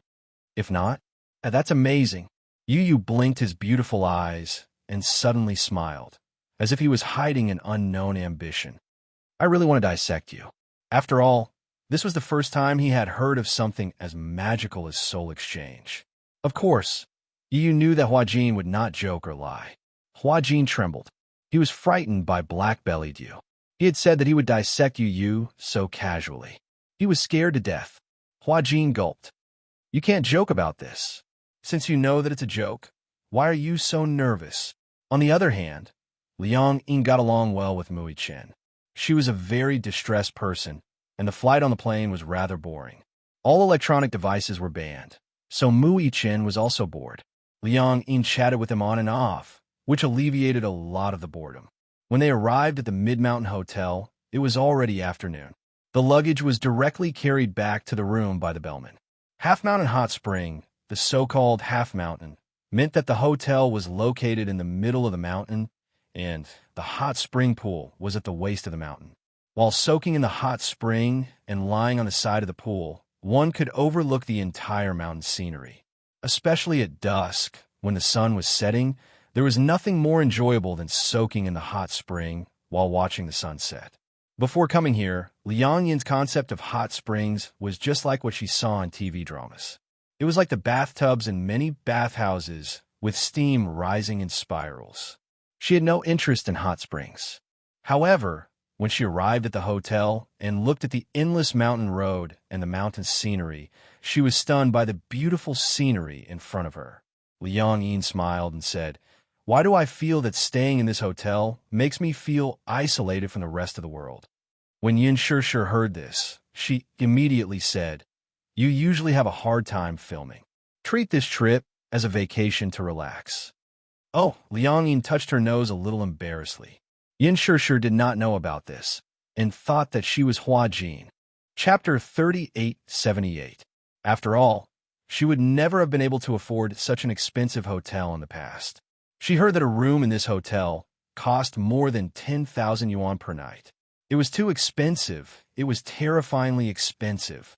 Compared to her carefree attitude, Hua Jin was a little absent-minded. The thought of sharing a room with Gong Jie gave him a headache. It was said that the room was a suite with 2 rooms, 2 bathrooms, and 1 living room. Then, who would sleep on the same bed as whom? If Gong Jie shared a bed with him, could he reject him? Hua Jin had 2 worries about sharing a bed with Gong Jie. One was that he was worried that Gong Jie would go berserk and skin him alive. The other was that he would say something wrong and Gong Jie would tear him apart in a fit of anger. No matter which it was, he didn't want to do it. He wanted to live for a few more years. He couldn't even sleep with him. He didn't want to sleep with a man. And a big devil at that. Hua Jin made a decision in his heart. No matter how Gong Jie and Muyaja were to be allocated, he would either have a room to himself or sleep on the sofa in the living room for the whole night. He would never share a bed with Gong Jie. What's wrong? Gong Jie walked to Hua Jin's side and suddenly interrupted his thoughts. What are you thinking about? Hua Jin was shocked. When he realized that it was Gong Jie, he didn't know. When it stood behind him, he asked carefully, how are we going to allocate the rooms tonight? You. Who are you going to sleep with? Me and you. How about that? No, no, no. Hua Jin waved his hands and smiled awkwardly. This isn't good. After all, I'm a woman now. Men and women can't be separated. Oh, men and women can't be separated? When Gong Jie heard this, he felt that it was quite interesting. He smiled wickedly, revealing the tip of his snow-white teeth. Coupled with the black diamond earrings on his ears, he looked like a demon at first glance. Standing behind him, Gong Jie leaned forward slightly and whispered into his ear with a playful smile. You seem to be used to being a woman now, don't you? Hua Jin wished he could knead Gong Jie into a ball. However, due to Gong Jie's intimidating aura, he was a coward. He admitted that he was a coward. He wouldn't argue with him. I'm a woman now. Oh, how does it feel to be a woman? It's all right. Other than when she was on her period, she was in so much pain that she wished she was dead. Hua Jin turned around uncomfortably, not daring to meet Gong Jie's eyes. Gong Jie casually circled in front of him again. Like an elegant cheetah on the grassland, he paced around his prey at a leisurely pace. He stopped in front of Hua Jin, bent down, and gently pinched his chin. Looking at his slightly flushed cheeks, he narrowed his eyes. I don't think there's anything wrong with you being a woman. Don't you think that you've become a little cute after becoming a woman? When he reacted, Hua Jin wrinkled his nose in embarrassment. Was this Gong Jie flirting with him? Hua Jin gritted his teeth and said unhappily, no matter what, we can't sleep on the same bed. Chapter 3879. His question made Hua Jin even more wary. He stared at Gong Jie warily and asked, will you? Could it be that this Gong Jie was so beastly that even though he knew he was a man, he would still press him down? When Gong Jie heard that, he was not in a hurry to answer. Instead, he said mysteriously that depends on whether I'm a normal man or not. Why did he hear a faint threat in Gong Jie's tone? No, it wasn't faint. It was a strong threat. Are you threatening me?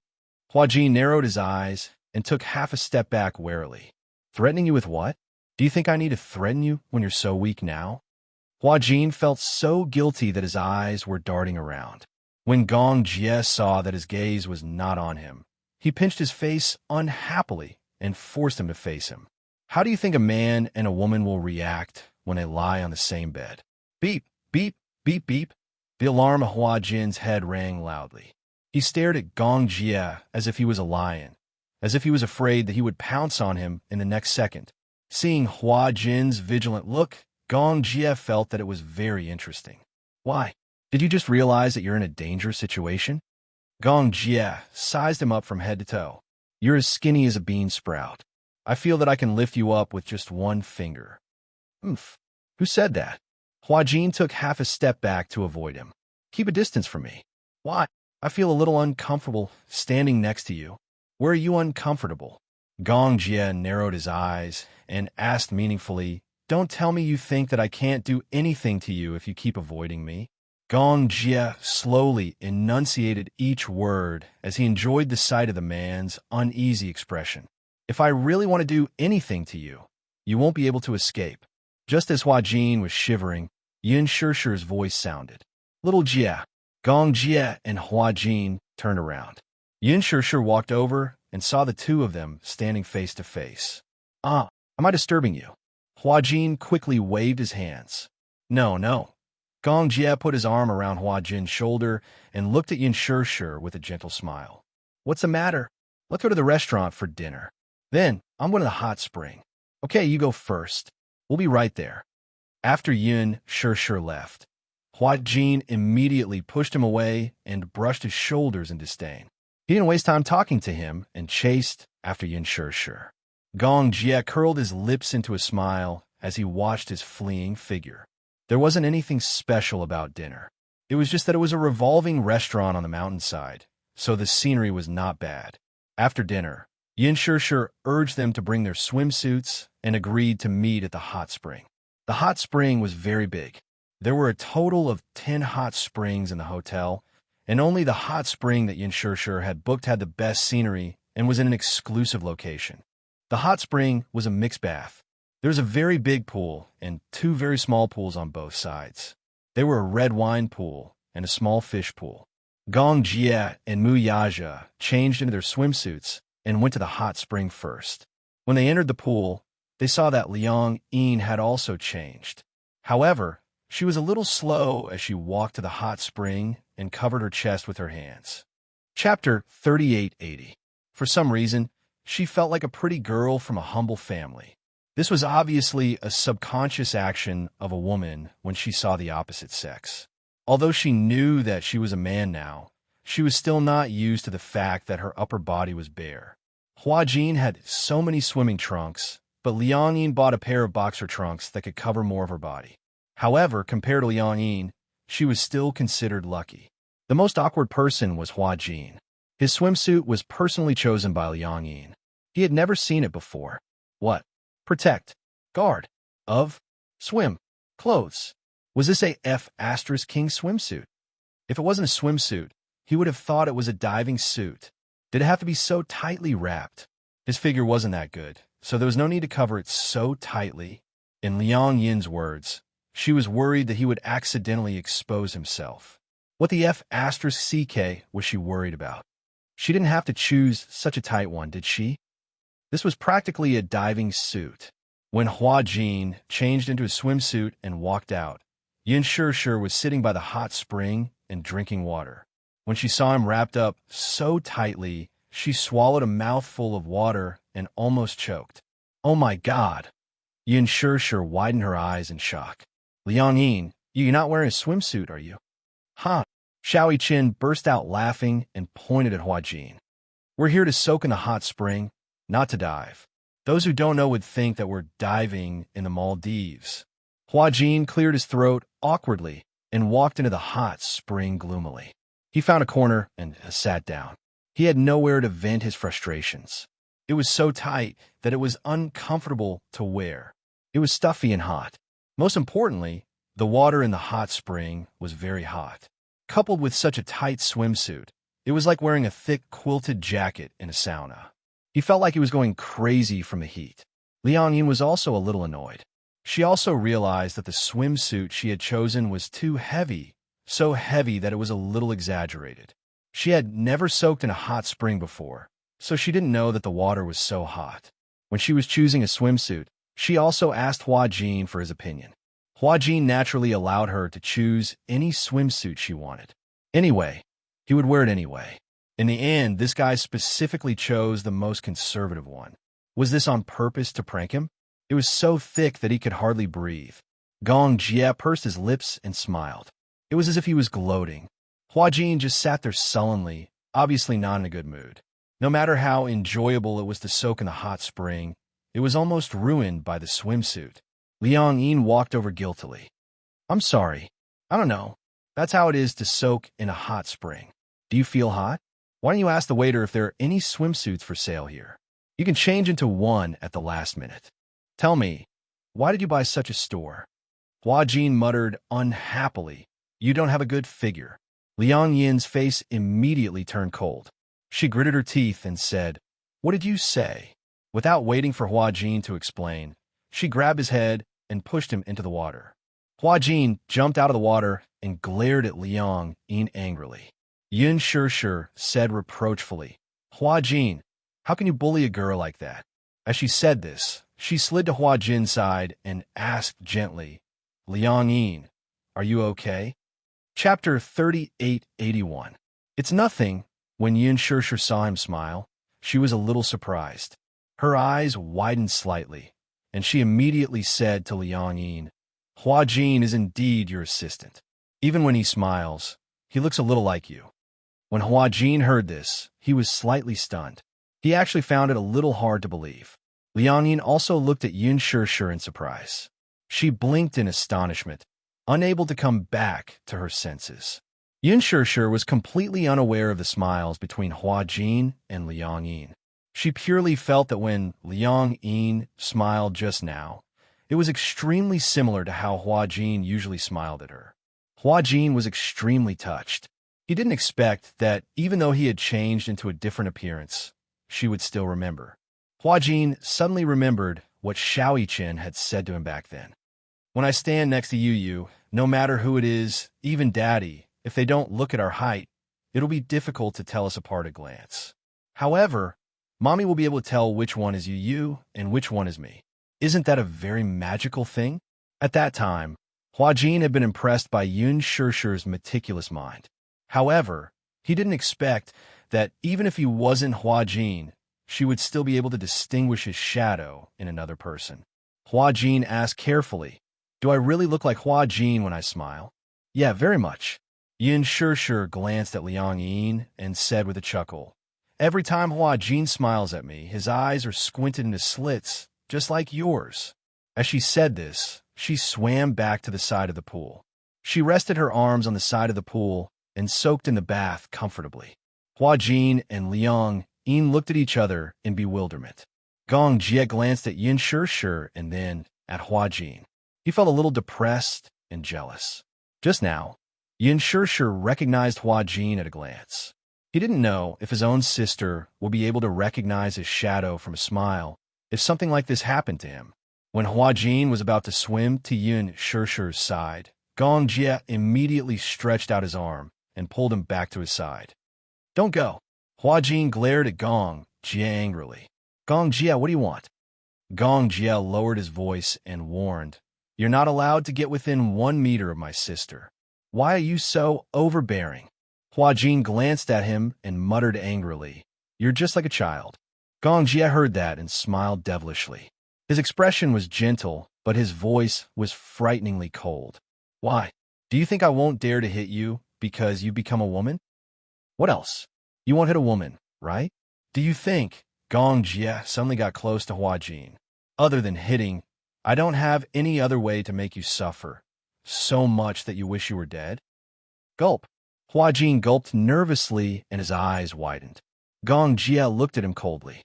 He was originally annoyed, especially when he thought of this special treatment Hua Jin received from Yin Shishir.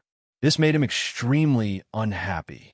However, he didn't know why, but the expression on Hua Jin's face was really interesting. His eyes were so big that when he widened his eyes, his expression looked dazed and timid. His dark eyes were filled with his enlarged reflection. He looked stupid, but at the same time, he felt that it was actually kind of cute. Gong Jie almost lost his cool. He turned his face away awkwardly. He actually felt that this guy will be kind of cute after becoming a woman. Chapter 3882. Once he realized that he actually thought Hua Jin was cute, Gong Jie felt even more awkward. He vented his gloomy anger on Hua Jin. "Why are you staring at me?" Without another word, Gong Jie pressed down on Hua Jin's head again and drowned him in the pool. Gurgle, gurgle. Everyone heard the sound coming from the corner and was shocked. They all looked over and saw Hua Jin struggling a few times before his body went limp and he fainted in Gong Jie's arms. "Ah!" Yin Shishir swam over anxiously. "Hua Jin, your assistant. She seems to have fainted." "Hua Jin," Liang Yin shouted anxiously, but she subconsciously called out Hua Jin's name. Fortunately, the scene was chaotic and everyone's attention was focused on Hua Jin, so they did not realize that she had called out his name strangely. Hua Jin had fainted.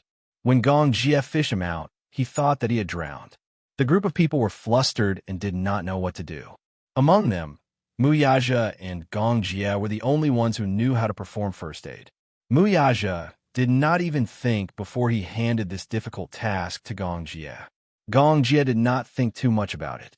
He thought that Hua Jin had choked on water. He crossed his fingers and pressed on her chest, but there was no movement. Liang Yin bit her finger and watched as Gong Jie pressed his palm on Hua Jin's chest. But that was her body. She was going crazy. "How is it?" Yin Shishir squatted beside Hua Jin. Seeing that he had no reaction, she said to Gong Jie worriedly, "Be careful. She's a girl, and her bones are very fragile. Don't break her ribs." At the side, Liang Yin added, That's right. A girl's bones are very fragile. Be careful not to break her bones." Most importantly, this was her body. She was still useful. Gong Jia looked depressed. It doesn't look like you're drowning. Yin Sure said angrily. Little Jia, she's just a girl. How could you be so cruel to her? Even if it's a joke, you can't play like this. What if someone dies? I know what I'm doing. Just as the group of people were staring at each other in bewilderment, Yu, who was at the side, looked at Hua Jin, who was lying on the ground with a flushed face, and asked suspiciously, could it be that he fainted from the heat? Also, I remember that there's an infirmary in the hotel. Yu glanced at Gong Jia and said coldly, instead of glaring at him, why don't we send him to the infirmary? When Hua Jin woke up and opened his eyes, he saw a light hanging above his head. He suddenly realized that he was on a big bed. A familiar voice came from beside him. You're awake. Hua Jin turned his head in horror and stared at Gong Jia, who was guarding by the bed, in despair. Why was this guy still haunting him? When Gong Jia saw Hua Jin looking at him as if he had seen a ghost, his expression turned even uglier. If you don't want to wake up, I can let you sleep again. No need. Although Hua Jin was extremely afraid of Gong Jia, the demon king of sadism, on the surface, he was extremely cowardly. Why? Why am I here? He sat up with his hand on his head and asked carefully.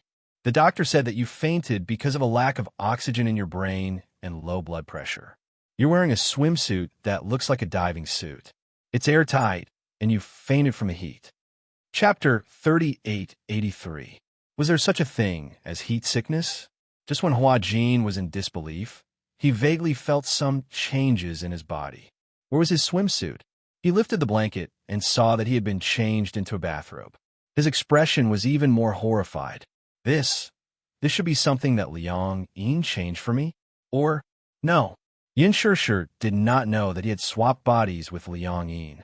Then, without knowing, she would never allow Liang Yin, who had become Hua Jin, to touch her body. It must be Yin Sure who changed it for him. As if he had guessed what Hua Jin was thinking, Gong Jia snorted coldly. Dream on. What do you mean? I changed it for you. Hua Jin covered his crotch. Why are you the one who changed it for me? If not, who do you want to change it for you? The only person who was of the same gender was Yin Sure.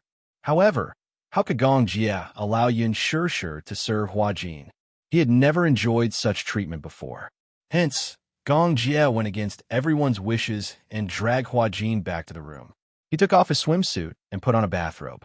Hua Jin thought hopelessly that Liang Yin must be hiding in a corner and crying in despair. Tomorrow, he must find him and bare his fangs. What a headache. Hua Jin was still a little wary. You just changed my clothes? Gong Jia narrowed his eyes and looked at him.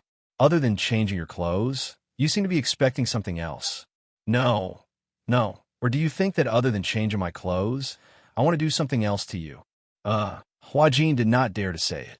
In reality, if a man and a woman were to be alone together, it would be hard for a hot-blooded man to not have any evil thoughts when he saw the naked young girl, right? Especially a man like Gong Jia. Speaking of which, he didn't know why, but the word Xiao Yichen had said to him before suddenly floated into his mind. My uncle doesn't like men, right? I don't think he likes women. He doesn't seem to be interested in women. Hua Jin had some doubts. Could it be that this Gong Jia really doesn't like women? With that thought in mind, Hua Jin suddenly asked tentatively, Gong. Gong Jia responded with a hostile look. Young Master Gong. Let me ask you something. Hua Jin didn't know how to ask. After weighing his options, he finally asked, do you like women? Do you have that kind of physical reaction to women? Gong Jia's gaze became even more dangerous. Are you questioning my sexual orientation? I am not questioning your sexual orientation. I'm just discussing with you about this. What I mean is if you have a reaction to women, why don't I sleep on the floor while you sleep on the bed? We can't possibly sleep in the same bed as a single man and a single woman, can we? What if you pounced on me? However, Hua Jin didn't dare to ask the second half of his sentence. Gong Jia heard this and revealed an extremely evil smile. He suddenly approached him. Hua Jin leaned against the headboard and stared at him nervously. Gong Jia's arms were on both sides of him.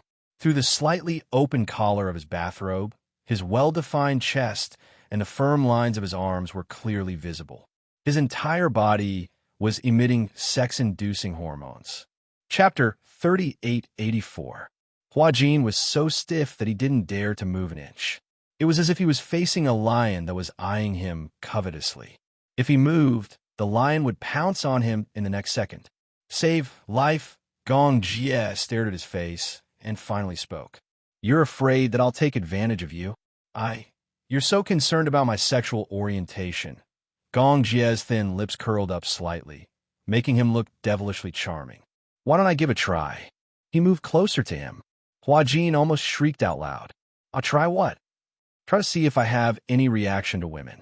Is there a need to try? Do you like men or women? Don't you know what you're doing? No. His gaze fell on Huajin's tightly clenched lips. Gong Jie smiled, revealing his snow-white teeth like a devil. It's rare for you to become a woman. You should at least experience what's like to be a woman. Otherwise, you'll be wasting such a rare opportunity, okay? No. I don't want to. I don't want to experience this. Other people might not even have the chance to experience this. No. Believe me, 99% of straight men would never want such an opportunity. Is that so? Gong Jie had just raised his hand when Huajin nervously covered his shoulders as if he was facing a formidable enemy. He glared at him coldly and suddenly curled his lips in disdain. The next second, his large palm held onto his head and pushed his body to one side. The next second, Huajin was kicked to the ground. He got up from the ground in a daze, looking as if he had been frightened. He lifted his head to look at Gong Jie on the bed, only to see that he had already lifted the blanket and covered himself with it. Before he lay down, Gong Jie glanced at him casually and sneered. Nothing happened. You seem very disappointed. Huajin stared at Gong Jie in a daze as he lay down. He didn't dare to make a sound. Was the devil going to sleep? That's great. He was finally liberated. Huajin tiptoed to the door. When he turned around, he saw that Gong Jie's back was still as usual, as if he had really fallen asleep. Only then did he let his guard down. He opened the door, walked into the living room, and sat down on the sofa. Huajin finally felt a little more relaxed after being in a room away from the great Demon King. Perhaps it was the relaxation after being overly nervous. All the muscles in his body suddenly relaxed. He slumped onto the sofa like water, but he still had lingering fears. This vacation was like a tribulation. When he thought about how he still had 3 days of vacation before he could return to the set, and how he would have to live under the same roof as Gong Jie for the next 3 days, he felt hopeless. God bless him. I hope that in the next 3 days, he will get along with Gong Jie peacefully. Amen. Forget it, let's sleep. After a day's journey, coupled with the incident at night, and being hit by Gong Jie, he was exhausted. The heater was on in the room, so he didn't feel cold. Huajin casually pulled a blanket and carefully covered his stomach before he fell asleep on the sofa. Chapter 3885. The next day, Yin Shishir and Mu Yaja brought the 2 little munchkins to the mountain early to pick tea leaves. The Mid-Mountain Hotel was located on Yuhuan Mountain, and on Yuhuan Mountain, there was a type of tea that grew on volcanic rocks called immortal tea.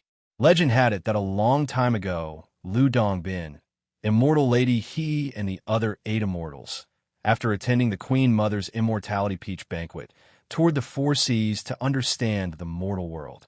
The immortals passed by Yuhuan Mountain and saw soldiers digging stones to build a city. So they said to the immortals, "It's very hard for them to dig stones to build a city. I'll go to the South Sea to borrow some stones to help them." Thus, they ignored the objections of the immortals and went directly to the South Sea to borrow stones.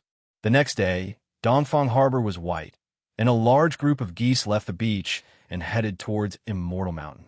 Lu Dongbin waved the group of geese away, but found that these geese were all made by Immortal Lady he with stones to tease him, so he was so angry that he left on a cloud. Immortal Lady he looked at the stones and felt bad, so she sprinkled Guanyin Bodhisattva's tea seeds on the stone peak in the mountain. The tea leaves grew with the wind, and not long after, there was volcanic tea on the stone peak. There was a filial son on the mountain. His mother was sick for a long time and couldn't recover, so he looked everywhere for medicine. One day, he saw a piece of tea on the mountain, So he picked the tea leaves for his mother to drink, and unexpectedly, she was much better the next day. After that, everyone regarded the tea leaves as immortal tea and drank it regardless of whether they were sick or not. Gradually, the villagers on the mountain developed the habit of drinking tea and became the famous village of longevity. Of course, this story could be fabricated, but the reputation of immortal tea was definitely not undeserved. The environment of the stone peak was unique, and the soil was rich in organic trace elements, among which the content of sulfur and potassium was relatively high. The unique geographical and geological conditions, the superior ecological environment, and the excellent processing technology gave the volcano tea an outstanding quality. Actually, Yinshirsher didn't come this time out of sudden interest, but because Muyaja took a fancy to the hot spring resources and a large area of tea trees on the stone peak. So he wanted to invest and develop it into a tourist attraction, focusing on building a resort. This time, they came with the main purpose of inspection. Therefore, early in the morning, a group of people went to pick tea leaves. Liang Yin was especially interested. Although she didn't like drinking tea, she was interested in picking tea leaves. Muyaja also asked Gong Jie, but Gong Jie was wrapped in a quilt and did not say a word. Muyaja was too lazy to call him. When Hua Jin woke up, he found that he didn't know what had happened. He had actually rolled on the ground, and under his body was a furry carpet. He had fallen asleep and didn't even know that he had fallen off the sofa. Feeling that the room was empty, he carefully crept to the door of Muyaja's room, mistaking it for Gong Jie's room. When he opened the door, he saw that the bed was empty. Thinking that Gong Jie was gone, he jumped up in excitement. The great demon king has left. Just as he was cheering, a cold voice came from behind him. It was the great demon king. Hua Jin froze for a moment and turned around in a daze, only to see Gong Jie with slightly messy hair and a gloomy face. Gong Jie glared at him with an unfriendly face. Hua Jin took half a step back and immediately adapted to the situation, revealing a standard peasant smile. Young master, you're awake? Get lost. Oh. Chapter 3886. He could tell that Gong Jie's temper when he woke up was quite scary. However, it didn't matter. He tolerated it. It was already late. Since Gong Jie was already up, he must be planning to go out, right?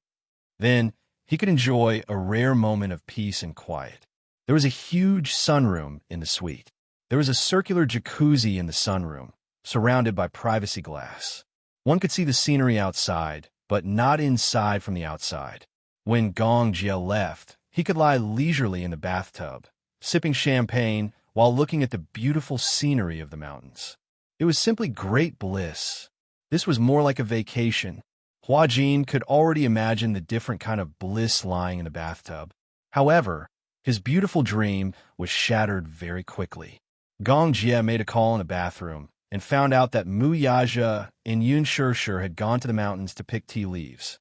Hence, he decided to rest in the room. Then, he walked straight to the sunroom and lay down in the bathtub. He poured a glass of Italian champagne that Hua Jin had been coveting for a long time. Holding the wine glass, he stretched out in the bathtub and enjoyed life. Hua Jin looked on eagerly from the side. His surf bathtub, his premium Italian champagne. How could life be so unpredictable? Hua Jin lay on the sofa resentfully.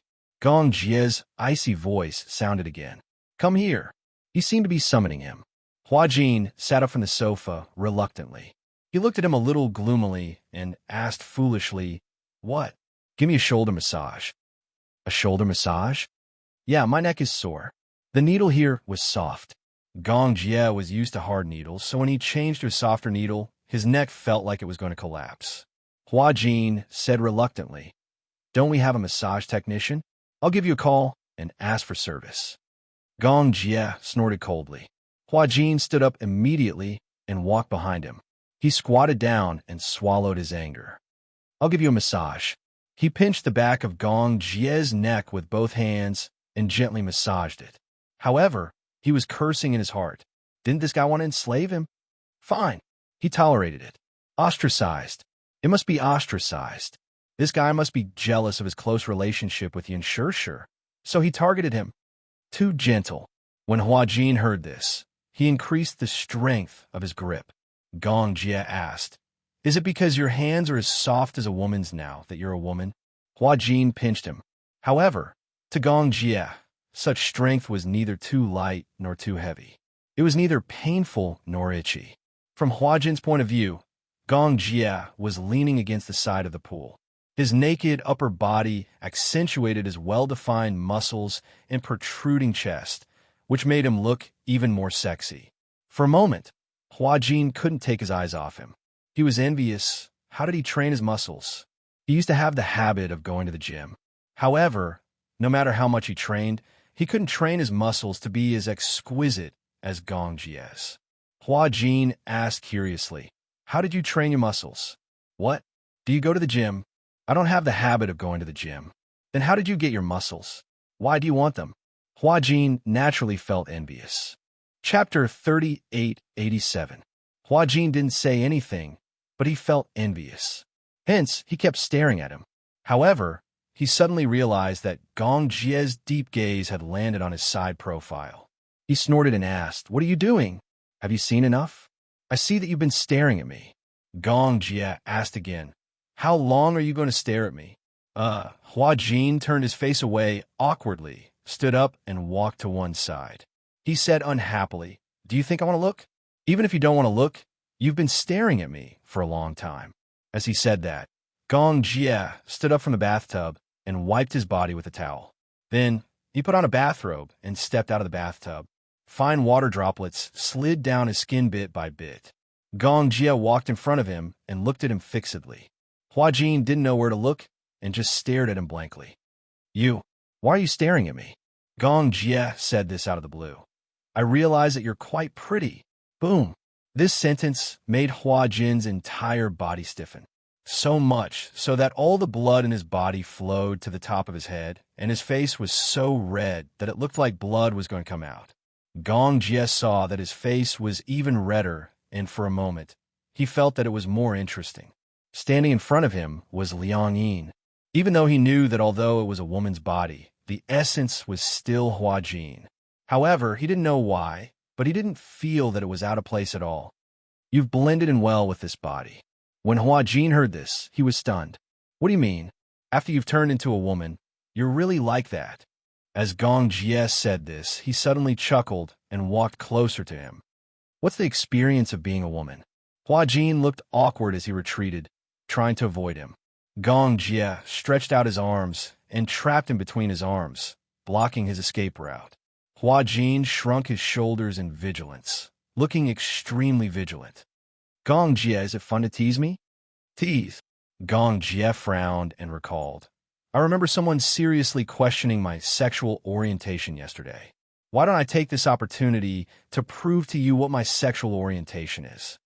Hua Jin was furious. "Gong Jie, don't make such a joke." Before he could finish his words, Gong Jie suddenly grabbed his collar and pressed him down on the sofa.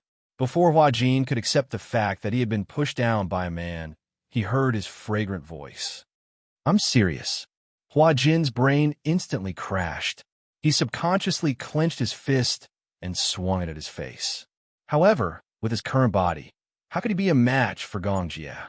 The latter raised his hand and easily caught his fist without any effort.